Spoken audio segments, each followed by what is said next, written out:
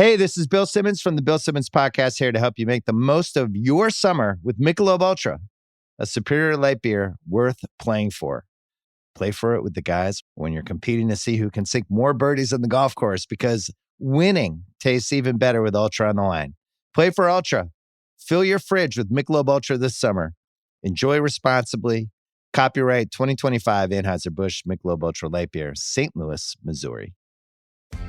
Are your business expenses playing hide and seek? With Uber for Business, the small spends that slip through the cracks, like rides and meals, go right where you need them. Because it integrates with leading expense platforms, you can say goodbye to surprise costs, missing dollars, or chasing receipts. Everything's track downable. Uber for Business. Make small steps that make a big impact. Learn more at uber.com/small steps.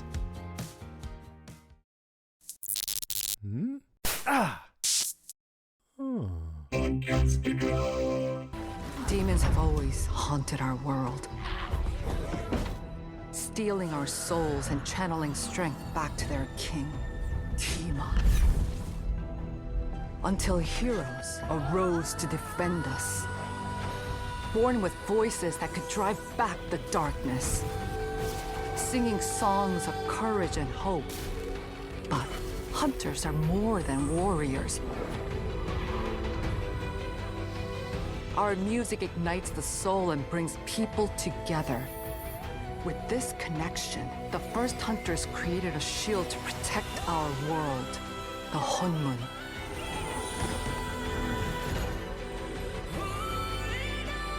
Every generation, a new trio of hunters is chosen to fulfill our ultimate duty. A barrier so strong it is impenetrable, that will keep demons and Kima from our world forever. The Golden Hunmun.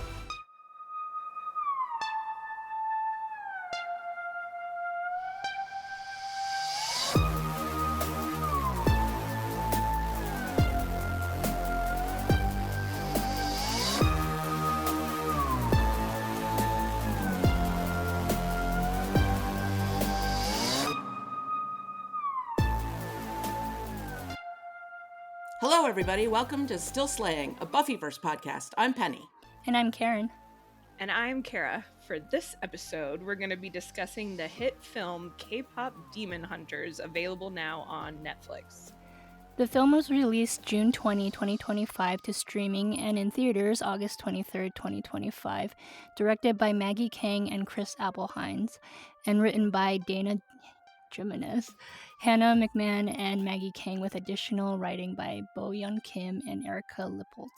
The music was composed by Marcelo Zarvos. So first off, let's welcome Karen to Still Slaying. Yay, welcome Yay. Karen. Hi, thank you for having me. So happy you're here. Yeah. Karen is a longtime podcast friend, and we first started chatting online because we kept having very similar ideas and takes on other shows that we watch.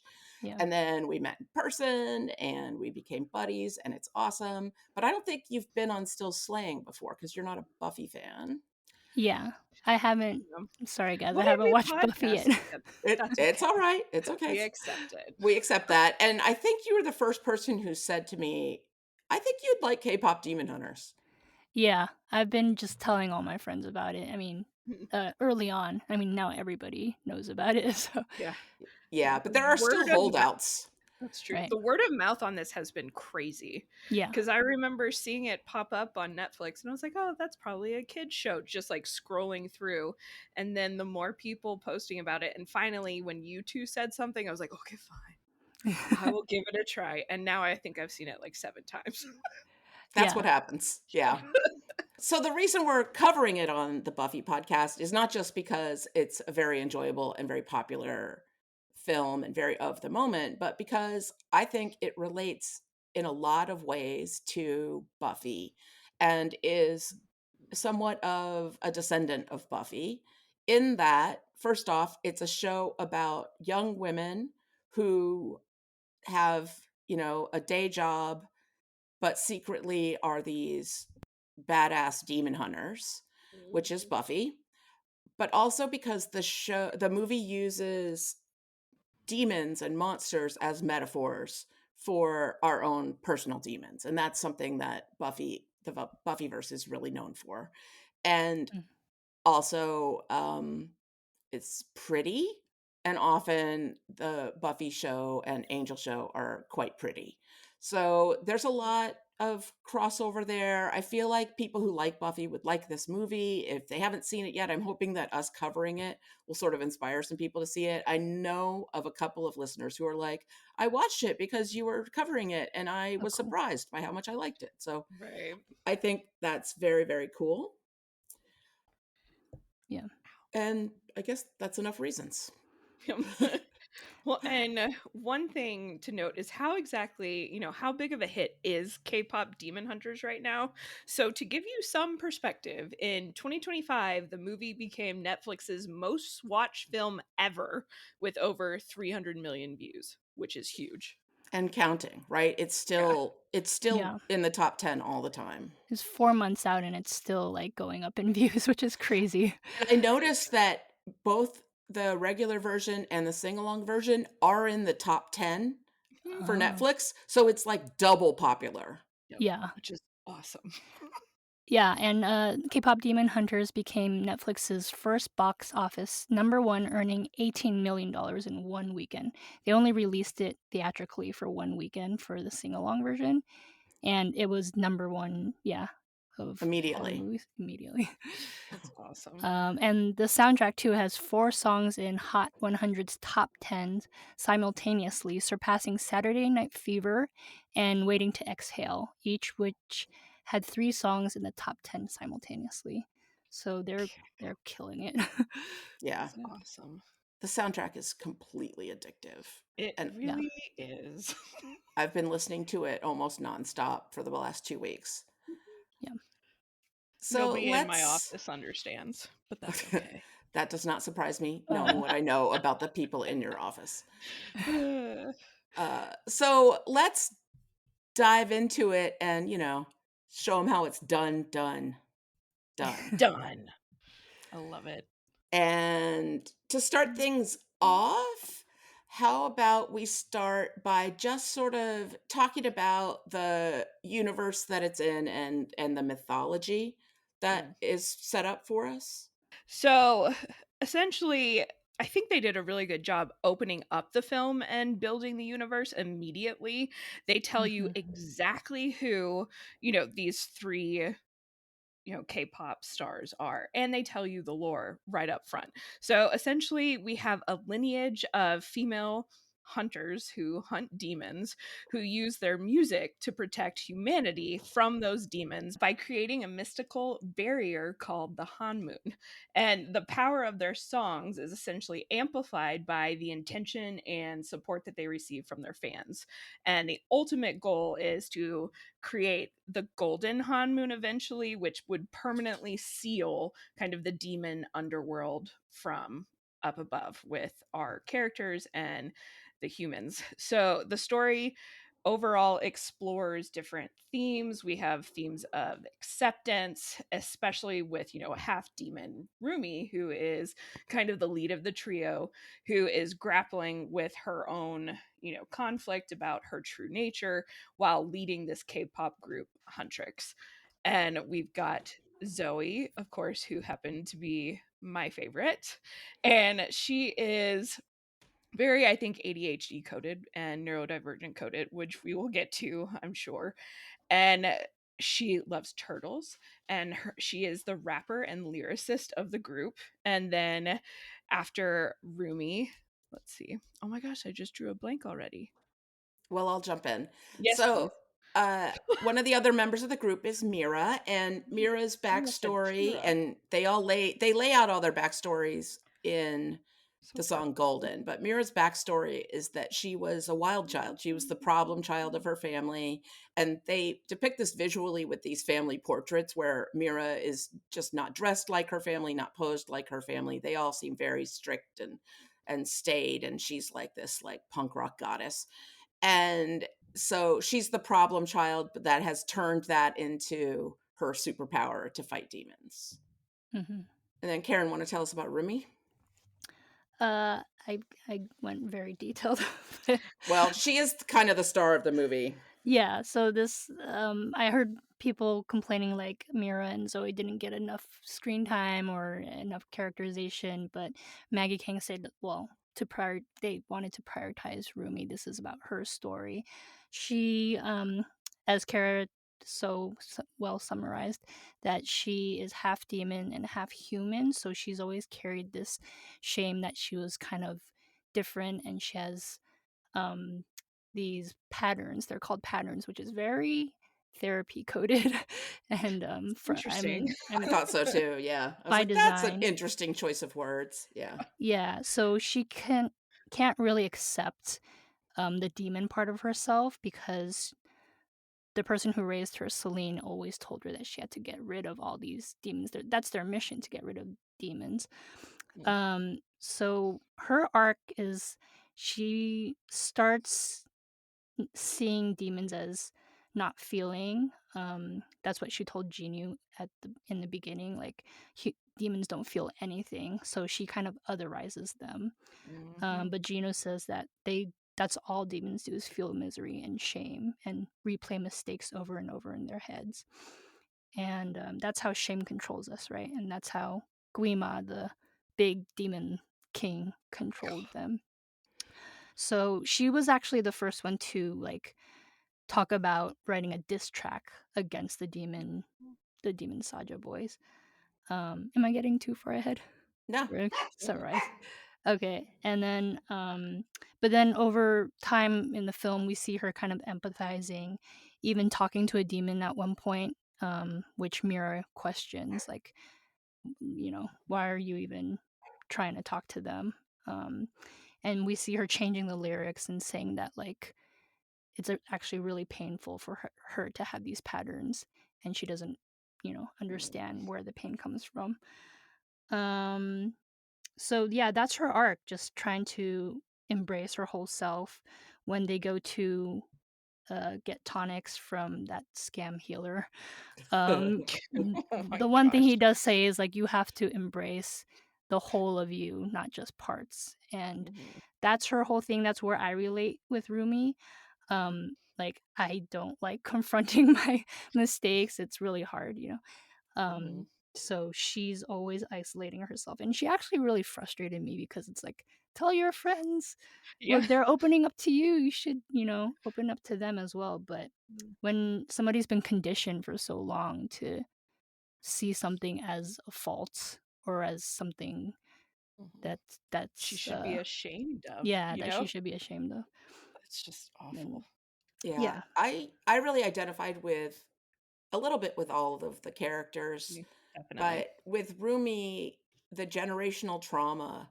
So her Yes. mother is dead. We don't know the details of what happened, why her father is a demon and her mother was a hunter from a previous generation, part of a group Let's called the say, Sunlight oh, Sisters. look like those Saja boys. I can understand why her father is a demon.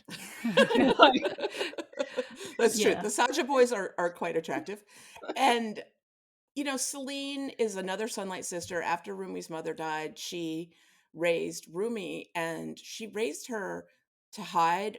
And they chant over and over again, like, don't show your fears and faults. Mm-hmm. And there's this idea of the golden honeymoon being this perfect, faultless, unified barrier against demons that they're striving for. And Rumi really struggles because Yeah. she's Where does not she fit in? perfect. Where does she fit into that? Yeah. And yeah.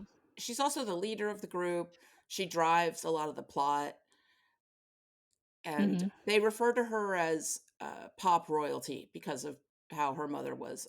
The, from what the fans' perspective, her mother wasn't a hunter. She was just another pop star from a previous generation. So they call her royalty, and that comes up in the lyrics later, where she talks about not knowing how to accept the throne that she's been put on. And if she was trained in the same trainee system as real life K-pop stars, they're told to be perfect in every way as well already. Like, just Imagine the pressure. aesthetically, yeah, all the pressure on them. So now it's compounded on her that she has to be a certain way and be And perfect. this movie, I don't know what I was expecting going in. Like, obviously, I knew you two liked it, so I knew I was most likely going to really enjoy it.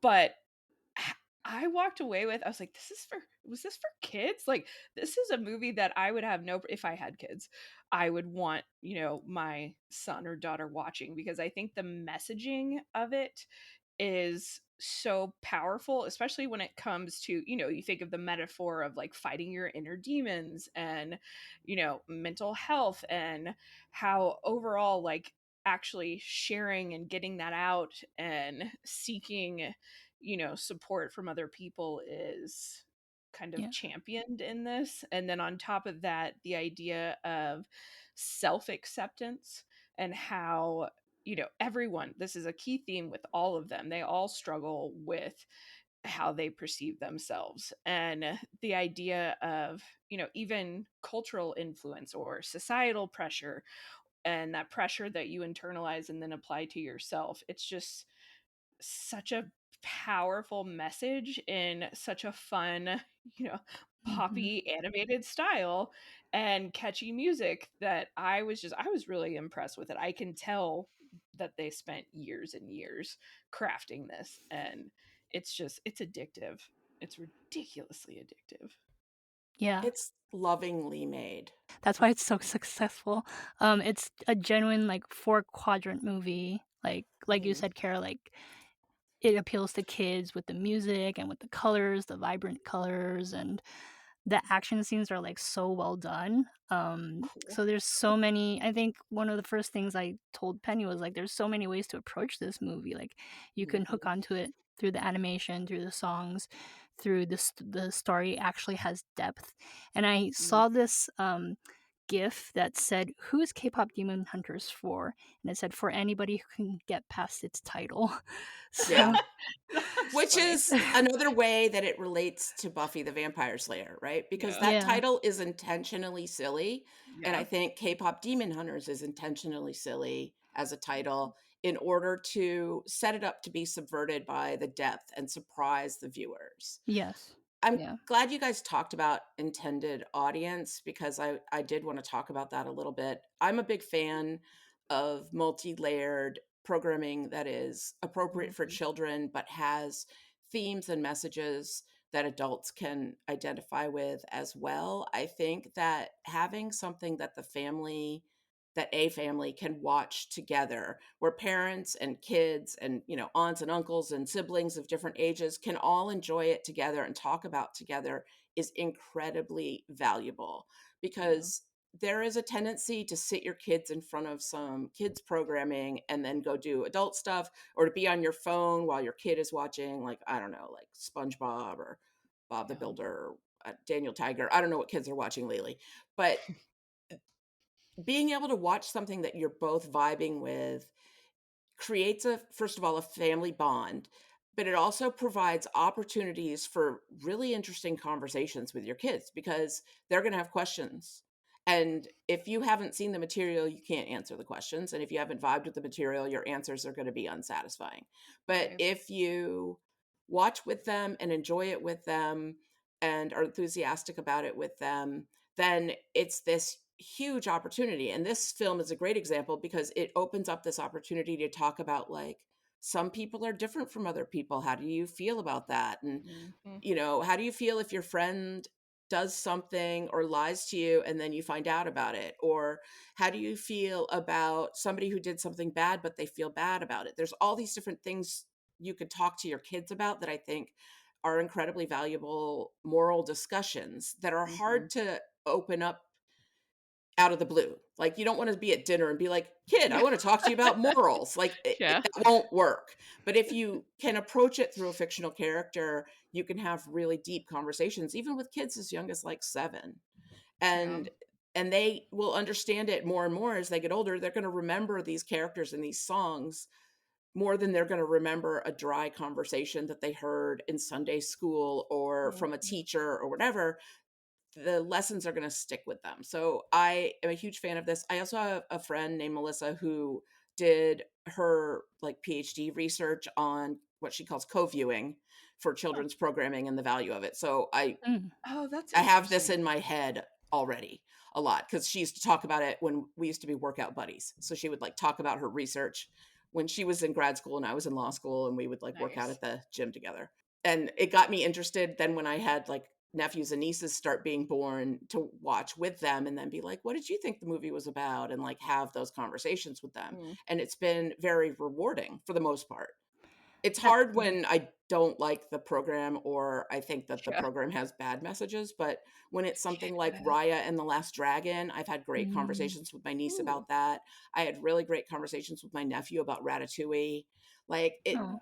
and he's really into superheroes and has been since he was a little kid. He's older now, but like we used to Ew. talk about superhero morals when he was like a young teenager all the time.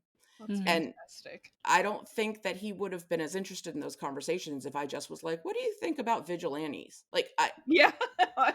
That's why I love art so much. It's subversive and it's like gives you indelible things to latch onto that, like you said, Penny, otherwise a newscast wouldn't, stick in people's brains or anything. And this film talks about the power of music and art and community. And so yeah, That that's was what one yeah. of was my nice. favorite messages, I think, that I took away from it. And I inevitably I couldn't help but compare it to my like experience with that, and the most recent being Taylor Swift and the Eras tour. And when they showed it, especially at the beginning, they show each girl's like little group of fans and Mm-hmm. all like the merch they're wearing and how excited they are. And when you see them at the concert, once Huntrix starts playing, you see them like looking at each other and connecting, and or I guess I think it's supposed to symbolize their souls kind of light up Yeah. in their chest. And I was just like, this is the perfect visual representation of what I felt like each time I went to the Eras tour. And I think it's a Yep. mark of any good artist, honestly, to make you feel something when you're consuming their art. And with music, Taylor Swift and many others have this skill of making a huge venue feel intimate, making you feel connected to them and to the people that you are, surrounded by. And there's a power in that. And it reminds me of, back when I did go to church growing up, the part I actually really liked was the music for the Mm-hmm. most part.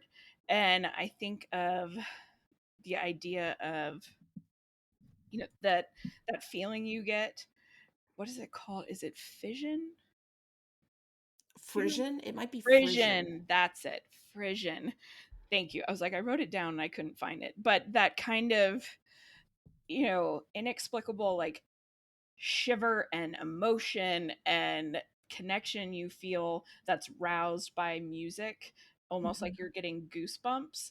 And that is how some of the songs in this movie made me feel. It's how, some of the best concerts I've ever been to make me feel. And I think that was such a powerful message of community, because almost everyone can relate to that, like going to a concert and feeling either connected to the artist or your friend that you're going with, or sharing that experience with someone.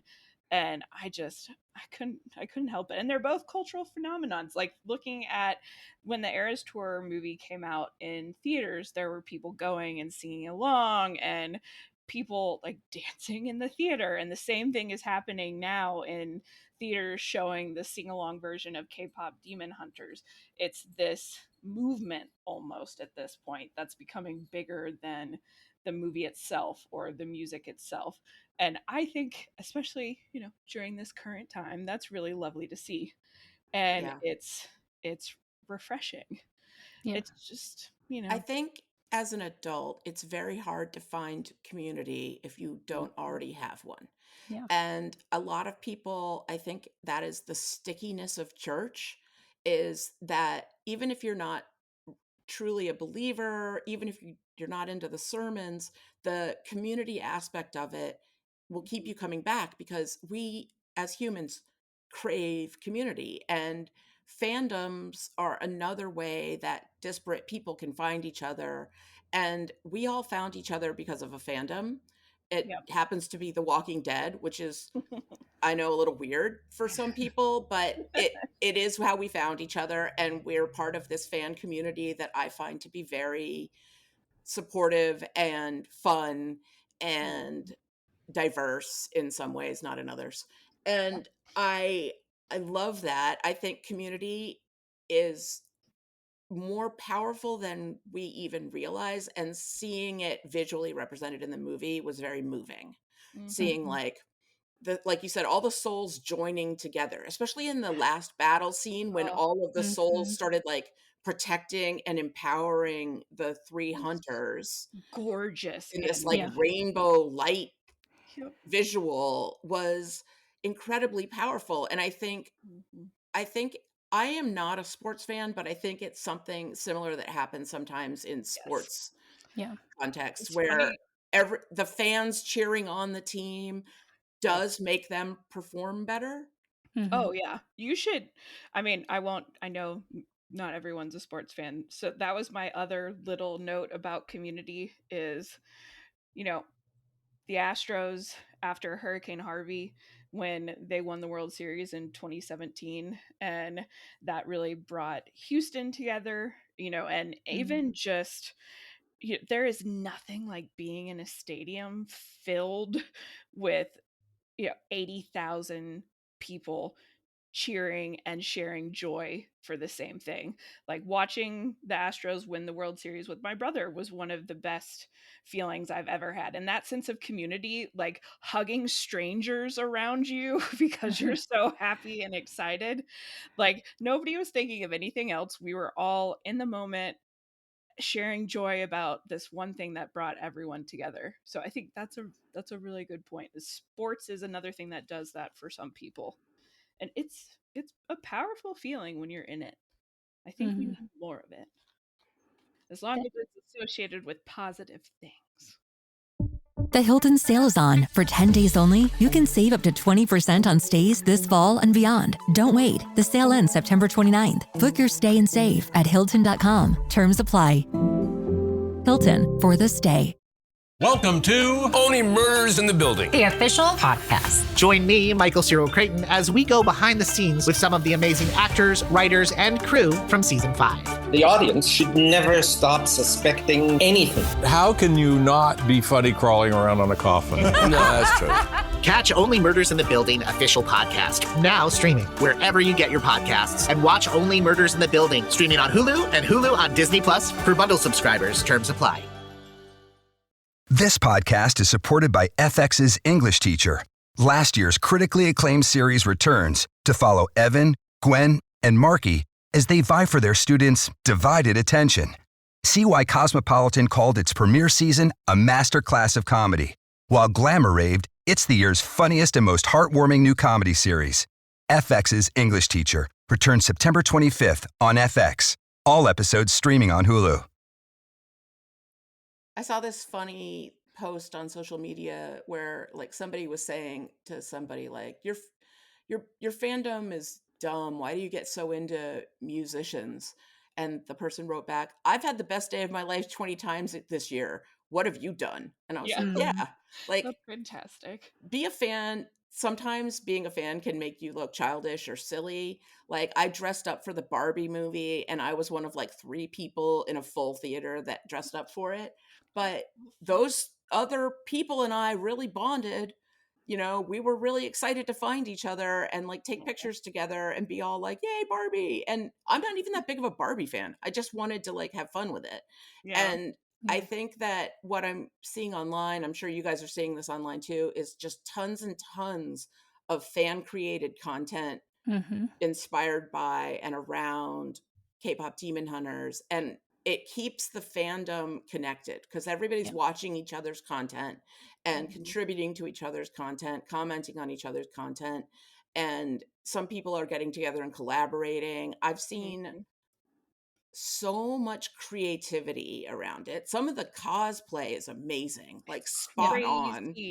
Like, people are making amazing outfits, and a lot of people have mastered the dance routines, which blows my mind. I'm like, how do you even How do you learn? make It's your so body move fast. like that? Like, it's so it's so awesome. I love it. And a lot of people are singing the songs. A lot of people, even if Fan they're bad. covers, dance covers, or fan covers of singing and of dancing, and even actual K-pop idols covering the songs. So that's part of the reason why this film lives on, and I'm so happy about that. I imagine, Halloween's coming up, and I imagine if you walk around any suburban neighborhood, you're going to Oh, see yeah. a lot of Rumi, Mira, Zoe, Saja Boys, Yep. even Bobby. I think there's going to be a lot of people dressed as Bobby.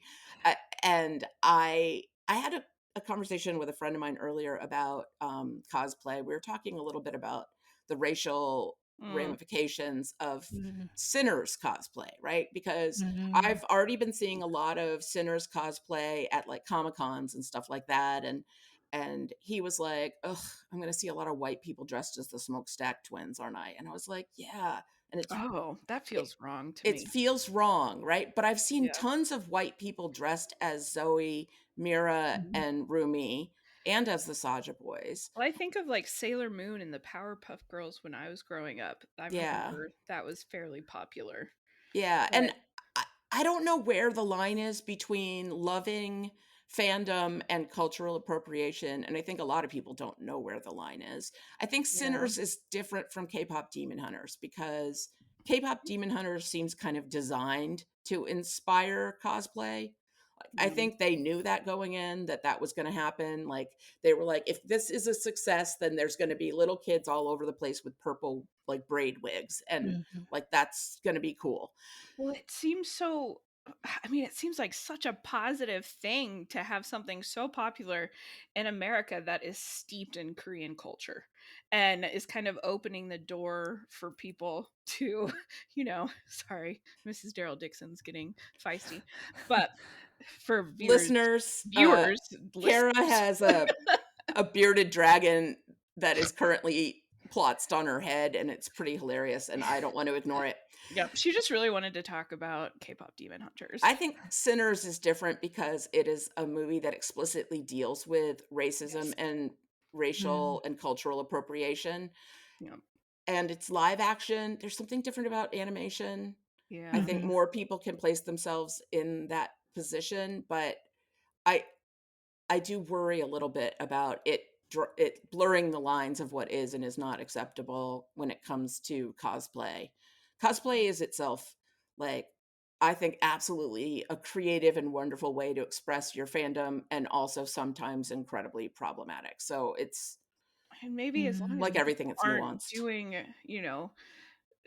it's, I don't know. I mean, the costuming itself is one thing, but I don't know, like some of the makeup that I've seen people trying to, I can't remember the style of makeup it's called now. I'm drawing a blank, but I've seen some white creators on TikTok trying to imitate that style to, make their eyes appear like they do in the animation. And they're getting some considerable backlash, I think, understandably so. I was like, that feels like it's crossing a line.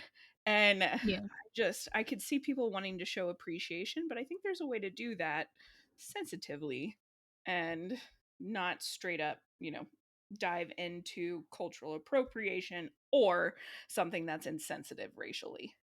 And I know it's going to be an interesting, like you said, with Halloween, that was one of the things that I thought of after those, like, oh, there's going to be some interesting costuming choices, I think. Yeah. We'll have to see. Well, I didn't even think about the cultural appropriation part of it. I'm very sensitive to it because I've been talking about it a lot lately. Really, ever since we covered Sinners, it's been in the front of my mind. No, so it's important to think about. Yeah, especially, I mean, Kara and I are two white women, so we need to be the most aware of it because white women are the worst offenders of this, I think. It's true. So, and Karen, you are not a white person, so it's like I don't know. Yeah, but even coming on here and talking about Korean culture, I feel like slightly weird about it because I'm not Korean, I'm Yeah, I Chinese. thought about that. Yeah. Yeah. I So, just didn't know any Korean American podcasters yeah. to Yeah. invite on. I am learning Korean though, I'm 5 months in. But Really? then Cool. yeah, That's cool. but So I feel like an imposter, like I'm hijacking something. Yeah. Aw. I mean, if you're really learning the language and learning about the culture and Mhm. not like pretending to be Korean, I think Right. that's okay. I think. Yeah. Yeah. I don't know. I don't think I'm the arbiter of what is and is not cultural appropriation, though, as a I mean, I white think lady. it's a good first step to have a conversation about it and be aware of it in the first place, because there are Yes. so many people that are still failing to acknowledge that it could be an issue. So Yeah. it's, baby steps. We've got to get there a little faster, I think. But I think it's good to acknowledge it and be aware of it. Yeah. Yeah. Something I'm gonna I was consider trying about so more. hard to look up words and how to pronounce them properly. I was just like, I'm going to butcher this. Yeah. Be It's so good. funny. The first time I was listening to the soundtrack, I downloaded it and then jumped in my car for a long drive. And so I'm listening to the music and I don't have access to like the written lyrics, which Mhm. is how I usually learn the words to a song. And I'm trying to learn the words as I'm listening. And there were sections where I was like, I really cannot understand what they're saying. And then I was like, oh, they're in Oh, Korean. it's Yeah. Korean. Yeah. Like, oh, I feel Why? better that I couldn't discern what those words were. It's a language I do not speak. Funny. So when I am singing along and I come to those lines, I just sort of get quiet for Phonetically. a couple Yeah. beats, and then, except for uh, enough people have created like Instagram and TikTok videos pronouncing the Mm. first Korean words in golden. So I think I've got Yeah. those. But for the most part, I just sort of am like, okay, that's the Korean part. I'll just Well, and it's interesting because K-pop is so popular in the US. I have a And point about that. yeah. it's fascinating. I'll let you talk, because there were two girls that I used to work with at the DA's office who are absolutely obsessed, like any K-pop, like K-dramas first is what got them into it, and then kind of getting into K-pop from there. And I have one K-pop band on my playlist and that's it. So it's been interesting to watch, and I feel like it's popping up more and more in my algorithm. Mhm. And I was like, oh no, is this going to be a hyperfixation Yeah. coming up? Well, But I can Karen, you see why. recently got into K-pop yourself, and I know you went to see Blackpink. Did you see any other Oh groups? yeah. I would say I'm more of a woodpecker, not a hummingbird, whereas like I get really fixated about one group and Hmm. then just like need to know everything about them, go down rabbit holes. So I wouldn't say I'm a K-pop expert, but yeah, I did get into Blackpink this year and went to 2 of their concerts. And like you said about the Taylor Swift concert, the opening of this movie put me right back into SoFi Oh, Stadium with 70,000 people, all with pink light it was sticks. so much fun. The energy of that, it was really cool. Um, your question was sorry, Penny. I don't think I even asked a question. It was Oh. more like, let's talk about K-pop. Oh, Yeah. yeah, yeah. So, since then, I've listened to songs here and there, like, I kind of just go on Reddit and, like, find out about all the different terms and, the culture of it, and doing research for this movie, I found out that K-pop is actually, like, inspired by 1960s American Motown.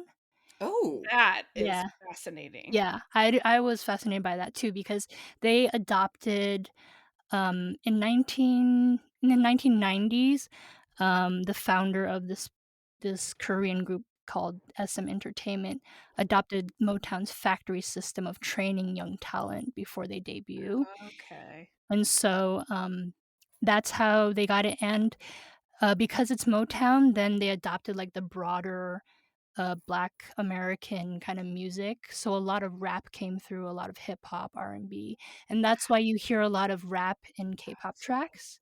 hmm. Okay. Um, I was wondering about that. That's so Yeah. interesting. Like the yeah. one band that I like, Stray Kids, Oh, is yeah, Stray Kids is yes. good. I think it's because of TikTok kept showing me different clips of one of the members, Felix, who has this really deep voice.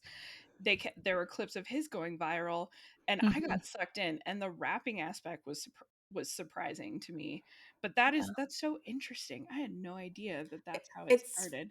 It's funny because the Motown factory system, which I think was also very much copied by like Disney, Mickey Mouse Club, and Lou some of Pearlman with the boy bands, the American boy bands of the 90s and 2000s, and girl bands to a certain extent, isn't particularly known for being ethical, humane, ethical, good for the No. participants. It turns them into megastars, but it can be abusive, and that's true of the K-pop system too. A lot of critique, about the K-pop system comes because it is that strict, abusive environment.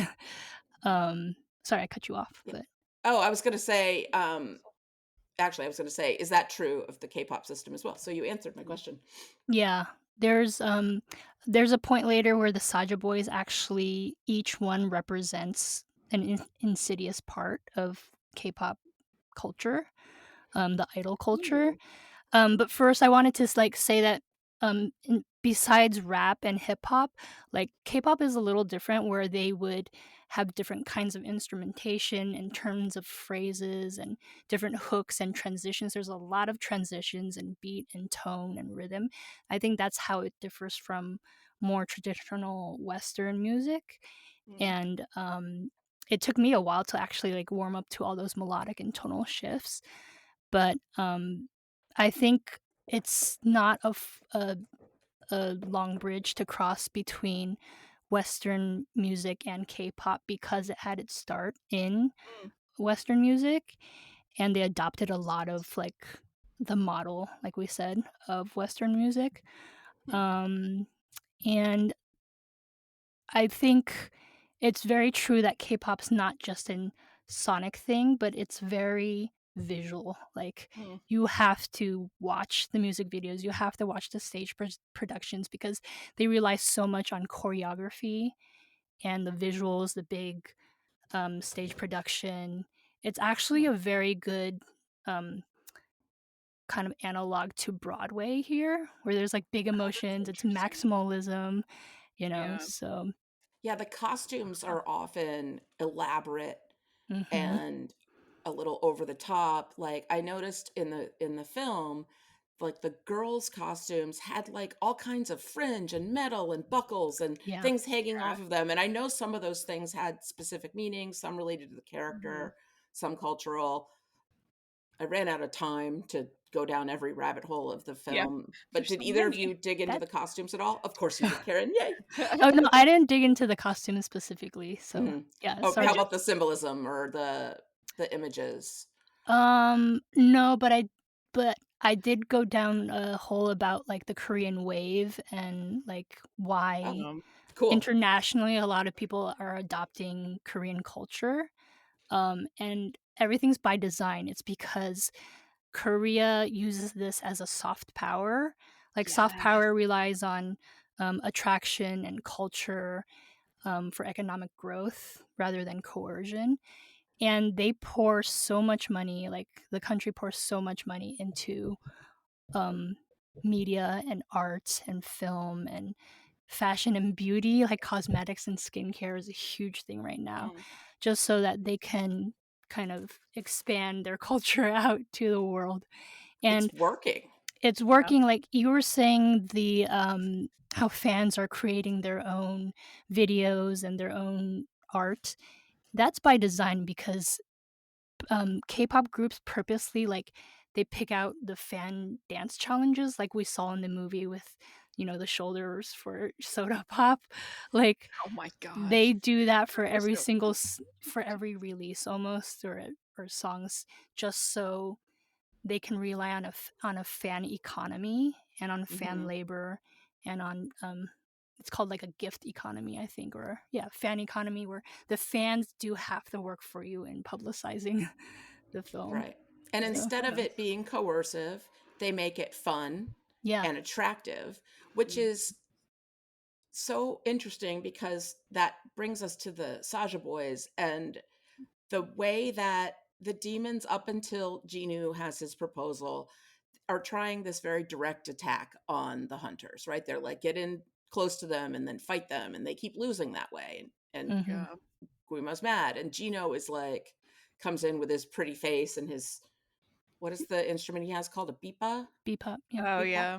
And, and he's like, I have a different idea. And then, he introduces his idea. And I love the scene where they're like, why did you think that would work? And then he reveals the like pretty faces of his like demon co-bandmates. And the other demons are like, oh, yep, that'll work. Yep, Yeah. that'll work. And it's a little bit like what you're saying that Korea is doing. They're like, well, instead of trying to like force other countries to accept our culture or like spend money on our products, why don't we just make things super appealing? And then they'll just come to us of their own accord, which is what everyone did for the Saja Boys. And their first song that they introduced themselves with, Soda Pop, Soda Pop is such a happy, poppy sounding phrase, Soda Pop. And the song is really happy, and it sounds like a compliment.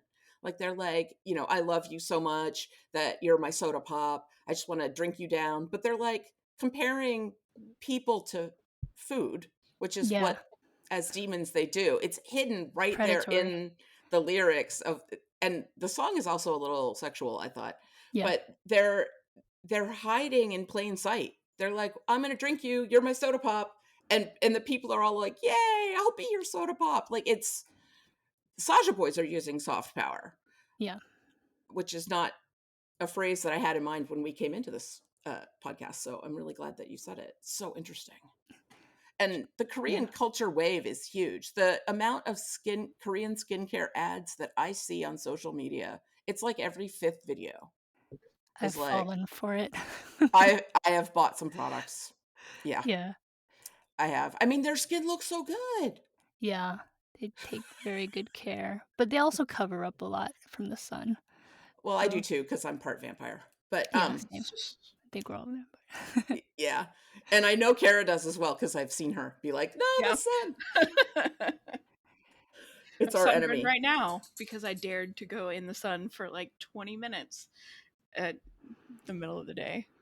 It's just not good. It's not good to me. No, it's not. This episode is brought to you by FXX and Hulu. An all-new season of Futurama is back, blending heartfelt moments with razor-sharp humor while accidentally saving the day. The Planet Express crew is back, defying gravity and common sense. From the creator of The Simpsons comes 10 new episodes where the romance is hotter, the threats are bigger, and the action hits harder. Don't miss the all-new season of Futurama. Watch it Mondays on FXX or stream it on Hulu. This episode is sponsored by Friskies, who would like to tell your cats hi. Now, if that didn't get your cat's attention, there is one thing that always does the trick. Just pour some Friskies crunchy food in the bowl and you'll hear those paws come running. Works every time. With so many Friskies choices, you can always bring your cats running from their secret napping spots. There's always more to explore. See for yourself at friskies.com or visit your local store. Mint is still $15 a month for premium wireless. And if you haven't made the switch yet, here are 15 reasons why you should. 1, it's $15 a month. 2, seriously, it's $15 a month. 3, no big contracts. 4, I use it. 5, my mom uses it. Are you playing me off? That's what's happening, right? Okay, give it a try at mintmobile.com/switch. Upfront payment of $45 for 3-month plan, $15 per month equivalent required. New customer offer first 3 months only. Then full price plan options available. Taxes and fees extra. See mintmobile.com. I think the big choreography and stage production is just another way for international fans who do not speak Korean or understand the language to, it helps them connect with the music. It like gives something memorable for them to latch onto. The synchronized choreography part is pretty cool. And I think like a lot of us who grew up in the 90s and 80s with boy bands and girl bands, that's why we also kind of love this film, because it reminds us of the boy bands and like NSYNC and Backstreet Boys. Yeah. I feel like the K-pop bands have really taken it up a level. Like, Mhm. I used to think like the NSYNC, what's the song where they're puppets in the choreography? Oh, No Bye Bye Strings Bye. Attached. Bye. Oh, The Bye No Bye Strings Bye Attached from No album. Strings But Attached. Yeah. specifically the Bye Bye Bye choreography. I used to think that was Mhm. like some of the best like group choreography I had ever seen. That was And clever. just like flipping through videos on Instagram, some of the K-pop choreography I've seen is like miles ahead. Yeah. It's so good. Yeah. And like I said, they pour money into finding like the world class choreographers and stage producers and everything. The Korean government, much like France, I think, and other countries, they give subsidies and they give grants and tax breaks like to a lot of these companies. So That's Yeah. interesting. And it's not just the music. I mean, you mentioned K-dramas and how popular Right. they've become in Yeah. the West.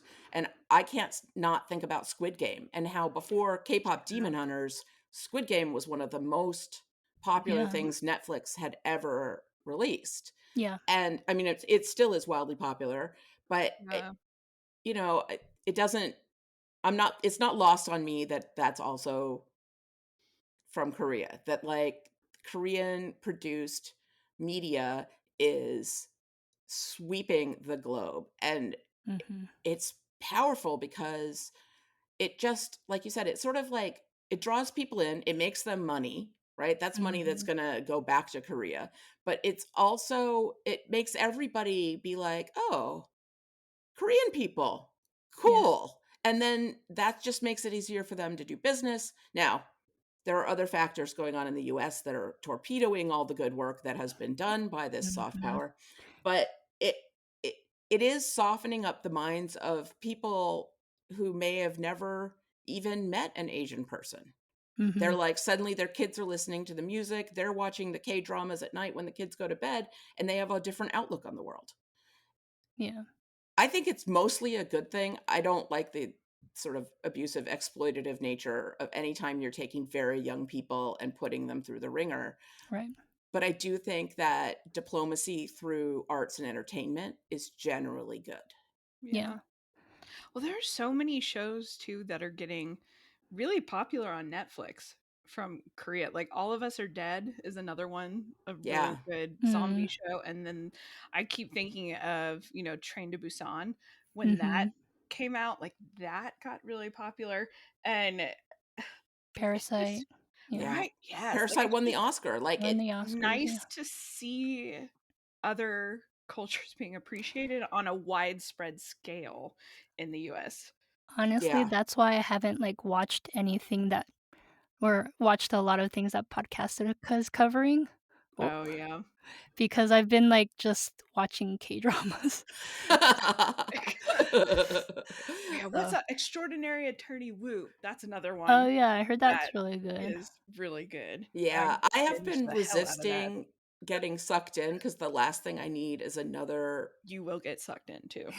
rabbit hole. But I think I think this winter, when I'm stuck inside a lot, is when it's going to happen. Like it'll be cold and dark outside, and I'll be like, oh, why don't I try this like Love Business or whatever that show is, or Business Proposal. Business Proposal. And there's one, there's a lot of them that are like romances with like between a North Korean and a South Korean that are very Oh, popular. Yeah. man. Yeah. That's And Crash Landing on You. I haven't watched yeah. it, but people keep on bringing that up as like one of the best K-dramas ever. Yeah, I have some friends who mention it to me every time I see them. So I'm like, all right, I will watch it. I will watch it. Which is how I ended up watching a lot of things that I loved that I didn't think I would love at first, is like somebody like hassled Being me about it persistent. enough, and then I tried it and I was like, oh, you were right. So That's funny. probably that's going to Oh, happen again. man. Yeah. I brought up Business Proposal because An Hyo-sup is the voice of Jinu, Okay. right? Yeah, And and then they he's the used star of he's the star of Business Proposal, and they use the song from Business Proposal in K-pop Demon Hunters when the girls first see the Saja Boys in the alley. Oh, that's But clever. they had that song before they cast An Hyo-sup. Oh, so it's Oh, just a really funny. Yeah. lovely, like I love that. Synchronicity. coincidence, Yeah. I got synchronization. Yeah. really excited when I like watching the movie because I immediately I rewatched Lost a couple months ago, Oh, and that's one of my obsessions. And so as soon as I heard Yunjin Kim yeah. talking, I was just like, Sun. And then with Daniel Day Kim being the healer, I was like, oh my gosh, Sun and Jin are Yeah. working together again. But it was, I don't know, it was so much fun I like how they seamlessly worked in, different parts of the Korean language with English, because I was sitting there, I was like, pause, Google, wanting to make sure I understood everything. And I know that there are plenty of people out there doing the same exact thing that never would have, gone down that kind of learning rabbit hole in the first place. So Yeah. it's been fun. And even integrating the English in these K-pop songs, that's also by design to reach an international audience. And Working. some people are complaining now that they're in the 5th generation that there's the English in these K-pop songs is like 60% Oh my of the gosh, song. that's a lot. Yeah, and they're like, "Oh, K-pop's losing its flavor." It's like, but that's because with social media, with everything globalizing, Korea itself, like the youth there are speaking English, and Oh, the wow. idols that are growing up, they're speaking English. So some people are saying that's the reason why, it's so much in English than Korean. I can see understand why they would be frustrated. Yeah, that would upset people because Version of it fans feels would be like upset. erasure of culture. Yeah. And especially English, which, is the language of two of the greatest imperial Right. colonizing forces that ever existed great. on Earth. And seeing your children run around speaking the language of the oppressor would be frustrating. Yeah. Just a bit, I would imagine. Let's talk about Celine, because Celine's fascinating. I just think that she's not necessarily a villain. She's more of a tragic figure as well, because we were all talking about erasure of culture and of losing things that like she grew up believing all her life. Yeah. I actually empathized a lot with Celine, even though I don't agree with her at all. I want to be clear that I don't agree that that's the way to yeah, she should accept all of Rumi, and that part makes me cry all the time where Rumi's like, "Why couldn't you love me? All of me?" Yep. It's and so sad. yeah. And but I don't think people should just be written off and ignored or maligned because they have a certain way of thinking. Like she got dogma passed down to her. And so I think if we have a healthy perspective about something, this is just me, then we need to teach other people about it and give them time to change.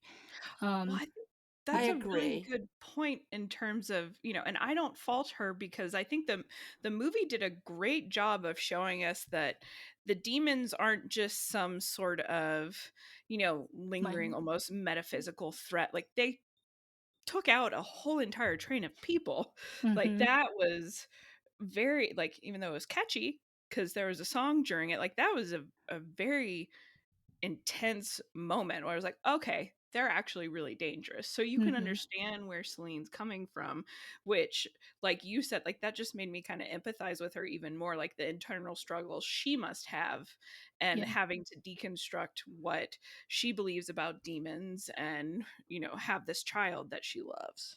Yeah. There's a lot of speculation online about Rumi's birth and how her mother died and who her father is and how Celine came to be her adoptive mother. And the theory I keep saying over and over again is that Celine is somehow responsible for Rumi's mother's death. I saw that too. Yeah. And that she is struggling with her own shame, and that the way she got through that was this: don't show faults or fears, hide it, suppress it. And I think that that's very true of like our parents' generations. Yeah. It's like, oh yes, you don't air your dirty laundry in public. You keep the family secrets inside the house. Yep. You don't talk about things that are unpleasant. You don't show, anybody what you're really afraid of. Hide it, cover it up. At least that's how I was raised. And I think that the current sort of, I guess, Gen Z and then Gen Alpha are breaking a lot of these secrecy traditions. And this story between Celine and Rumi really represented that to me, of this, like, the older generation thought that that was the best way forward. They weren't, all of them, trying to be abusive or to harm their children. Mhm. They just thought that would be better for them. And I am once again going to draw a parallel to Sinners, which am not trying to do, but there's the character of Mary, who is Black but white passing, and so her parents sent her away to live a white life because they really thought that would be better for her, to grow up white Mhm. in the rather than Jim Crow South. And she doesn't want it. She wants to be with her people. But it doesn't mean her parents weren't trying to do what was best for her. It's just this disconnect that sometimes happens between generations. Yeah. I felt really sad for Celine. I do think she did some real damage to Rumi, but Yeah. I think it was with really good intentions and because of her own shame for Yeah. something that went down around Rumi's birth. Yeah. Also, as far as we know, nobody else has ever had to deal with a half demon child before. Yeah. And she had no playbook. She Yeah, had no exactly. guidelines. She was by herself. Whatever happened to the third Sunlight sister, who knows? So I give Celine a lot of grace. Yeah, there's actually concept art of a cutscene between Rumi and Celine, and that's why Rumi's sudden change of heart at the end of the film felt kind of rushed and out of nowhere. So according to the concept art, after her fight with Celine, Rumi actually visits her mother's grave, and she finds that Celine's been taking care of the grave all these years, from Rumi's childhood to the present. So Rumi realizes that Celine has always loved her and her family, and has been doing the best that she could with all the information that she had in front of her. Standing in front of the grave, Rumi kind of calms her anger by singing another song, and they guess they had to cut that song out for time's sake. But she gets rid of her anger that she's held on to towards Celine, and then she goes to face Guima and the That demons. I wish we We could see needed that, that. and that Yeah. would have been so interesting. And that reminds me, and we can link it in the show notes, but I found a, AMA Ask Me Anything on Reddit with multiple, I think it was Maggie Kang, Chris Applehands, and then somebody Ian. involved with the music. Yes. Yes. Was it Ian Cinderella? I can't say his name, but he said there was a really cool song that Rumi sang in the final standoff between herself and Celine. It was amazing, but ultimately didn't fit the arc of the story. And then of course everyone's like, we need to see this. Like, are we ever going to get to see this? And he didn't reply to that. But I was like, I would have loved to have seen that, because I think it would have added, at Nuance. least and a little bit more depth to Celine's character, at least. Yeah. Lately, there's been a lot of leaked or intentionally shared concept art, storyboards, and little snippets of things that got cut. Just information about things they couldn't do. Some of Mira's backstory, some of Zoe's backstory. And they just announced this short film that's going to be released like any day now. And I'm hoping that the reason that short film was able to come out so quickly is that what it is going to be is some of the stuff that got cut. Yeah.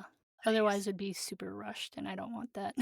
Yeah. But if we had more of Celine, we would have gotten more of Lea Salonga too. Broadway, darling Lea Salonga. Yeah. I was like, you had her singing. Yeah.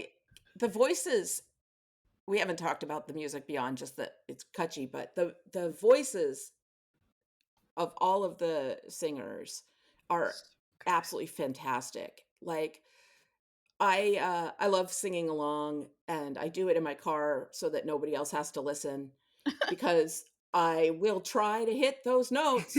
The A5. Yeah, I can't do it. I have a pretty broad range. I have a hole in the middle of my range, which is frustrating, but like those really high notes come out as like a squeal, and nobody needs to be hearing that. But It's so funny. I'm not alone. I see a lot of people who are less shy than me recording themselves trying to hit those notes and then posting them online. And I'm like, you don't sound good, but I understand. Like, I get it.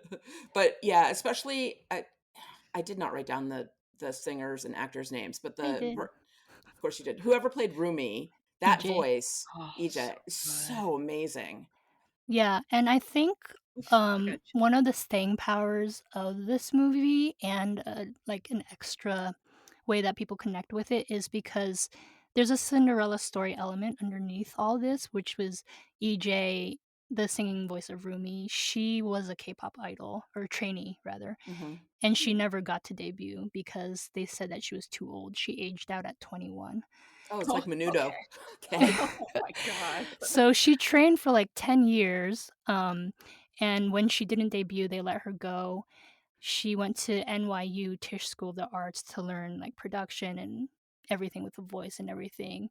And then she got into the K-pop world writing. So I guess she's pretty well known in the K-pop industry. And As a then songwriter? as a And a producer? songwriter, right? Yeah, as a songwriter, lyricist, composer.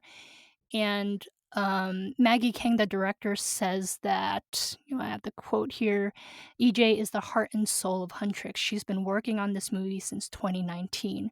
Her demos helped us get the green light with Sony on this film. So That's amazing. she never got her debut as a K-pop idol in Korea, but now she's getting her debut on a global stage. And everybody's, that's like, the Cinderella story of it all, which is really cool. So she wrote and sang Golden, she wrote For Your Idol and Hunter's Mantra. And She's good. I mean, she's she's really, so really good. And they confirmed obviously that like none of that is auto-tuned. Like that's actually her hitting those notes. That's amazing. She's got one of the best voices in film right now. I'd put her up there with Cynthia Erivo for power and range. Yeah. It's very impressive. I saw one interview with her. Somebody asked her, of all the lyrics, which one does she resonate with the most? And sort of heartbreakingly, it was, I broke into a million pieces and I can't go back. And I was like, oh, you're so young to have had that feeling. But yeah, I hope that now you're also feeling the beauty, like the beauty in the broken glass from the song, but like she's having all this success in the world. And I'm hoping that because it's not as a K-pop idol, but it's as a creator and a voice actor and maybe eventually as a live action actor, that it won't be as exploitative as it would have been to be a member of one of these K-pop supergroups. Yeah, exactly. Do they all age out at 21? Like, are they if they're in the group once they're 21, then they're in the group? Then they're I'm in just the group, curious. Because Okay. Kind of funny because the ages that they seem to estimate the characters at, the youngest Zoe was like what, 21 or 22 or 22 or 23. Yeah. And they said the others were like Rumi and Mira were 23, 24 ish. Yeah. I wonder how intentional that was. I think as long as you debut by their 20s, then you're like, once you're in a group, you're in a group. Because Blackpink, they're all approaching 30. For like 5 years. Yeah, they've been popular for a long time. Yeah. You would. I mean, I mentioned Menudo, and they famously, when you outgrew your costume, you were out. So interesting. That was a very harsh version of the boy group thing from my childhood. Remember, they used to be, you guys are both too young for this. Menudo music videos used to air during Saturday morning cartoons during the ad breaks. Oh my gosh. Like, they could not be more blatantly targeting children as the audience for those Menudo music videos. What are ad breaks? No, just kidding. I'm so old. You see a Meow poster in this movie, like you see a Twice poster and a Meow poster, both girl groups in the real world. And Meow, like the youngest, the maknae in that group, the youngest is she started when she was like 9 years old or 8 years old modeling. How do you say it again? Huh? How do you say it again? How do you maknae. say Okay. Because I watched, I don't know how many videos, and they all say it slightly different, usually with a G. And I was just like, Yes. I'm not gonna, I was like, I don't even know if I want to try. There's this character that you can, it's a G with like a K. So Quima is like Quima. Anyway, Okay. now I feel like I'm Sorry, I was just like, appropriating. That's a difficult phonetic language. to learn as an adult. Yeah. I was like, my tongue and my mouth do not want to make that noise. There's also this thing in Korean where you drop the last syllable. If there's 3 characters in one syllable, you drop the last one. So Oh, like that's not there's all confusing at these all. pronunciation rules that's really hard. Does it ever feel like you're a marketing professional just speaking into the void? But with LinkedIn ads, you can know you're reaching the right decision makers, a network of 130 million of them, in fact. You can even target buyers by job title, industry, company, seniority, skills, and did I say job title? See how you can avoid the void and reach the right buyers with LinkedIn ads. Spend $250 on your first campaign and get a free $250 credit for the next one. Get started at linkedin.com/campaign. Terms and conditions apply. If you thought goldenly breaded McDonald's chicken couldn't get more golden, think Golder! Because new sweet and smoky special edition gold sauce is here. Made for your chicken favorites. At participating McDonald's for a limited time. Vitamin Water Zero Sugar has great taste, zero BS, and obviously zero sugar. For those with zero room in their calendar. Zero patience for slow walkers. Those who get 0 hours of sleep on a Saturday night. Have zero filter, zero given, and zero interest in grabbing a plain, boring water. Grab a delicious Vitamin Water Zero Sugar today. Rhea Me, she has a singing voice for Zoe. She's been rapping since 2019. But she blends genres too, and she got kind of well known or developed her fan base through TikTok and social media. Audrey Nuna also is a rapper, hip hop artist, and pop artist since 2018, and she's signed with Arista Records. And I think casting did a really good job because if you see these 3 in interviews, they are huntrix. Like Rhea Me is ebullient and like enthusiastic, and Audrey is more understated, like Mira. And EJ is even keeled, but like the leader of the group. She's the Unni as well, the oldest. And I also want to give a shout out to like the voice actors. I see people online pitting the 3 sets of voice actors against the singers. Oh, geez. Which is like, why do that? Film is such a collaborative art. Like everybody who has their fingerprints on this movie needs to be celebrated, I think. Yeah. I think sometimes people just enjoy drama. Yeah, and the verses. They like verses. Yep. Yeah. So I wanted to say that I think people don't understand that voice acting is actually really hard. It's like people don't just go into the ISO booth and read off lines. You have to be like really good at live performance, at improv, to truly get your voice acting reps in. Like voice acting is the end game for acting, at least for commercial voice acting.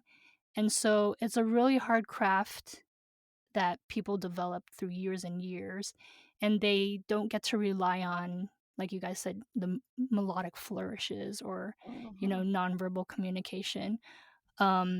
So Ji Young Yu is Zoe, Mei Hong is Mira, and Arden Cho voices Rumi, and they've all been working for years and years in the industry. So shout out to them. Great job.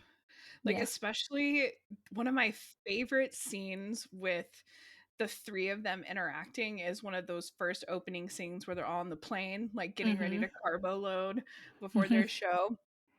And the emotion and inflections in their voices and how they were playing off of each other was so much fun to listen to. I was immediately like, okay, I like this. Like, this is going to be fun to watch. And the ability, like even closing my eyes, because I think I fell asleep to it last night for like the second time. I could see it like perfectly, the scene in my head, just listening to them. They wanted Mira to have a... Oh, sorry. No, you're good. Yeah. They wanted Mira to have a deep voice, I think, just to make each of them distinct. Yeah. Yeah, their voices do It sound works. different from each other, which I appreciate. It's so frustrating. Like, I listen to a lot of Mhm. podcasts, and sometimes I'm like, I don't know which podcaster's talking, Yeah. because they just sound so much alike. I think on Still Slaying, we have very different sounding voices, which I think is good. That's true. But Helps. can we talk about the opening scene? Yeah. I was just gonna say, if you're not drawn into the movie within the first 10 minutes, then you Like, know it's not for you. right, like where you have a black hole where your heart should be. It has everything in that first number, right? It's first of all, there's the girls bonding on the plane and the food scene. Who can't relate to being like, yay, we get to carbo load, and like the hilarious like Rumi shoving that giant sushi Kimbap. roll in Oh her my mouth. gosh. Yeah. It's not sushi. What is it? Kimbap. Kimbap. And then also that there's no hot water and their ramyun, and then where they Mhm. try to hurry it. I was like, that's so relatable, where you're like, I'm sure it's ready, and then Yeah. Rumi's like, gotta wait 3 minutes. Like, hilarious. The song, of course, is great. Who doesn't love So like catchy. saying done done done in Uh-huh. tune with them, and like the way it starts, where she's like, where Rumi's like, you want to get wild, let's get wild, like everything Yeah. about it. And then it introduces the three of them and their weapons and their attitude of like, all right, let's kill some demons, like bam. And then when they're standing there and the plane is like torn in half, and they're like holding their ramyun cups, and they're like, this plane is trashed, and then they're like, better finish and then they finish their noodles. With Like, chibi and faces. yeah, The animation changes, yeah. I love every time the animation changed, it That really part's my cracked me up. It was favorite. so funny. And then they just jump out of the plane Yeah. like Captain America or something with no parachutes, and they're just so cash about it and like funny. Like, some of their musical flourishes are funny. One of my favorites is nails, blades, heels. I'm Yes. getting the order wrong, but mascara, Heels, nails, fit heels, fit nails, check from a blade, faith mascara. palm Yeah. era. Yeah, it's Awesome. been in my head for days because it's just so funny. And then it cuts to Zoe like doing the makeup on a demon before she kills it. Like, that's hilarious. She's And like she putting blush says, on it. Oh I yeah. think it's so clever. She says, mirror, mirror on my phone for Yeah. today's generation. Of Yeah. course, we're used to mirror, mirror on the wall, but And that one just line, that little. took Yeah. blood and tears to look natural. I was like, well, that's relatable Yeah. for women trying to, get Yeah. ready and look presentable for events. I was like, yep. And then Or like skills in general. the way they shoot like meteors over the stadium, and their fans are like, there they are, like they know that like shooting stars are their stars. It's everything. There's, when they're fighting in the plane, there's this hilarious moment where you're outside the plane and you just see demon silhouettes in the window. Yeah. Like, That's really the cool. visuals were so powerful and fun and poppy and like memorable. And then I'm like, how can they top this? And then of course, like scene after scene, they top it over and over again. And it's yeah, like you said, if you don't love it the first 10 minutes, like, you're just leave. It's like, okay, this is not for you. This is not for you. I would go further and say that the introduction is a masterclass on how to set up the characters and the world of a movie. So Like, well done. like the tone of it, you get the tone right away. You get the silly visuals and situations like the ramyun, and slurping it up. But the music goes really, really hard. So you know that there's this silly aspect to it, but also that you can get on board with these girls and they suffer no fools. And that opening sequence and the how it's done segment, that's like the title of the movie brought to life visually and sonically. Yeah. And I think that people like have this expectation or this assumption that K-pop music is soulless and it's like factory made, which it kind of is, but like these songs push the narrative forward and the characters forward, and so that's what's really winning about this film too. Like, contextually the songs make sense and they shade in who these characters are. Yeah.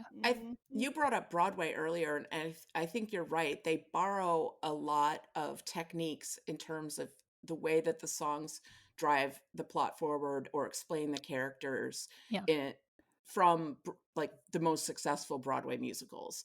And they just mix it with a K-pop sensibility Yeah. in a very successful way. There is some guy who's like a musicals expert that I found on Instagram who's done a whole series about the tricks and the musical conventions that are in each of the songs. I watched a couple of the videos and I was like, I'm not a musician. This is like really hard for me to digest. I'm not going to do it justice. So I will link him in the show notes if people want to find him. Nice. I'll link a bunch of my favorite fan content in the show notes as well. And if you guys have some, I'll put them in there because some of them are just so creative and so funny. Not all are suitable for children. That's true. Like the compilations that I found of some fans, especially in, you know, the neurodivergent community, like all three characters honestly share like some traits that I think anybody who's neurodivergent can identify with, but Yes. Zoe in particular for me. And there are so many compilations out there that are so perfectly executed, showing the quotes and the facial expressions. And it seems like, you know, there are a lot of neurodivergent children really connecting with this.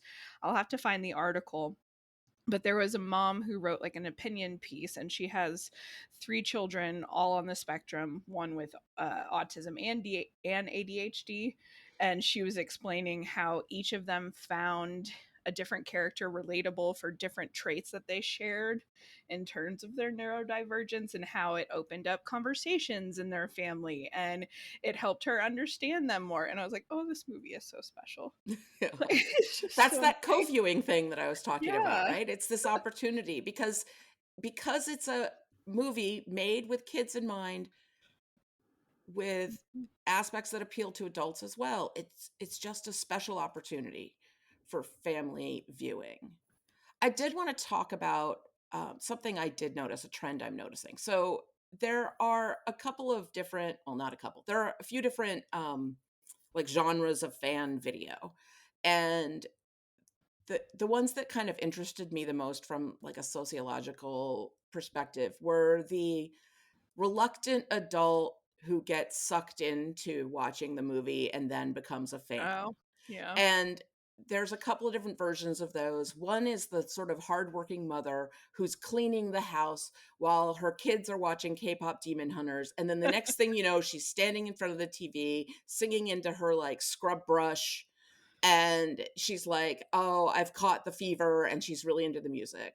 There's another version where the mom drops the kids off at school and the music's on in the car. And then as soon as the kids leave, she's really into the music, but she didn't want to show her kids that she was into it. Those are cute. I found those cute. But then there's this whole set where it's a man and he's like, oh, it's girls, it's for kids, it's for girls. And it's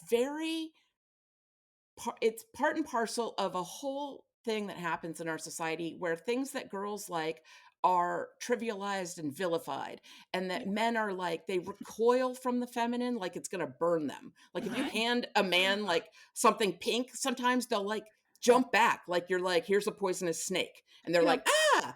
And there are I'm lots of Eras Tour content Yeah. videos exactly like that too. Yeah. And so now there's all these videos of these it's usually dads, but sometimes it's reluctant boyfriends who get like forced to watch K-pop Demon Hunters, and then by the end they're dancing and singing with their kids, or they are fully in cosplay. Usually the dad is Rumi and the 2 kids are Mira and Zoe, and they're like dancing around and singing to the music.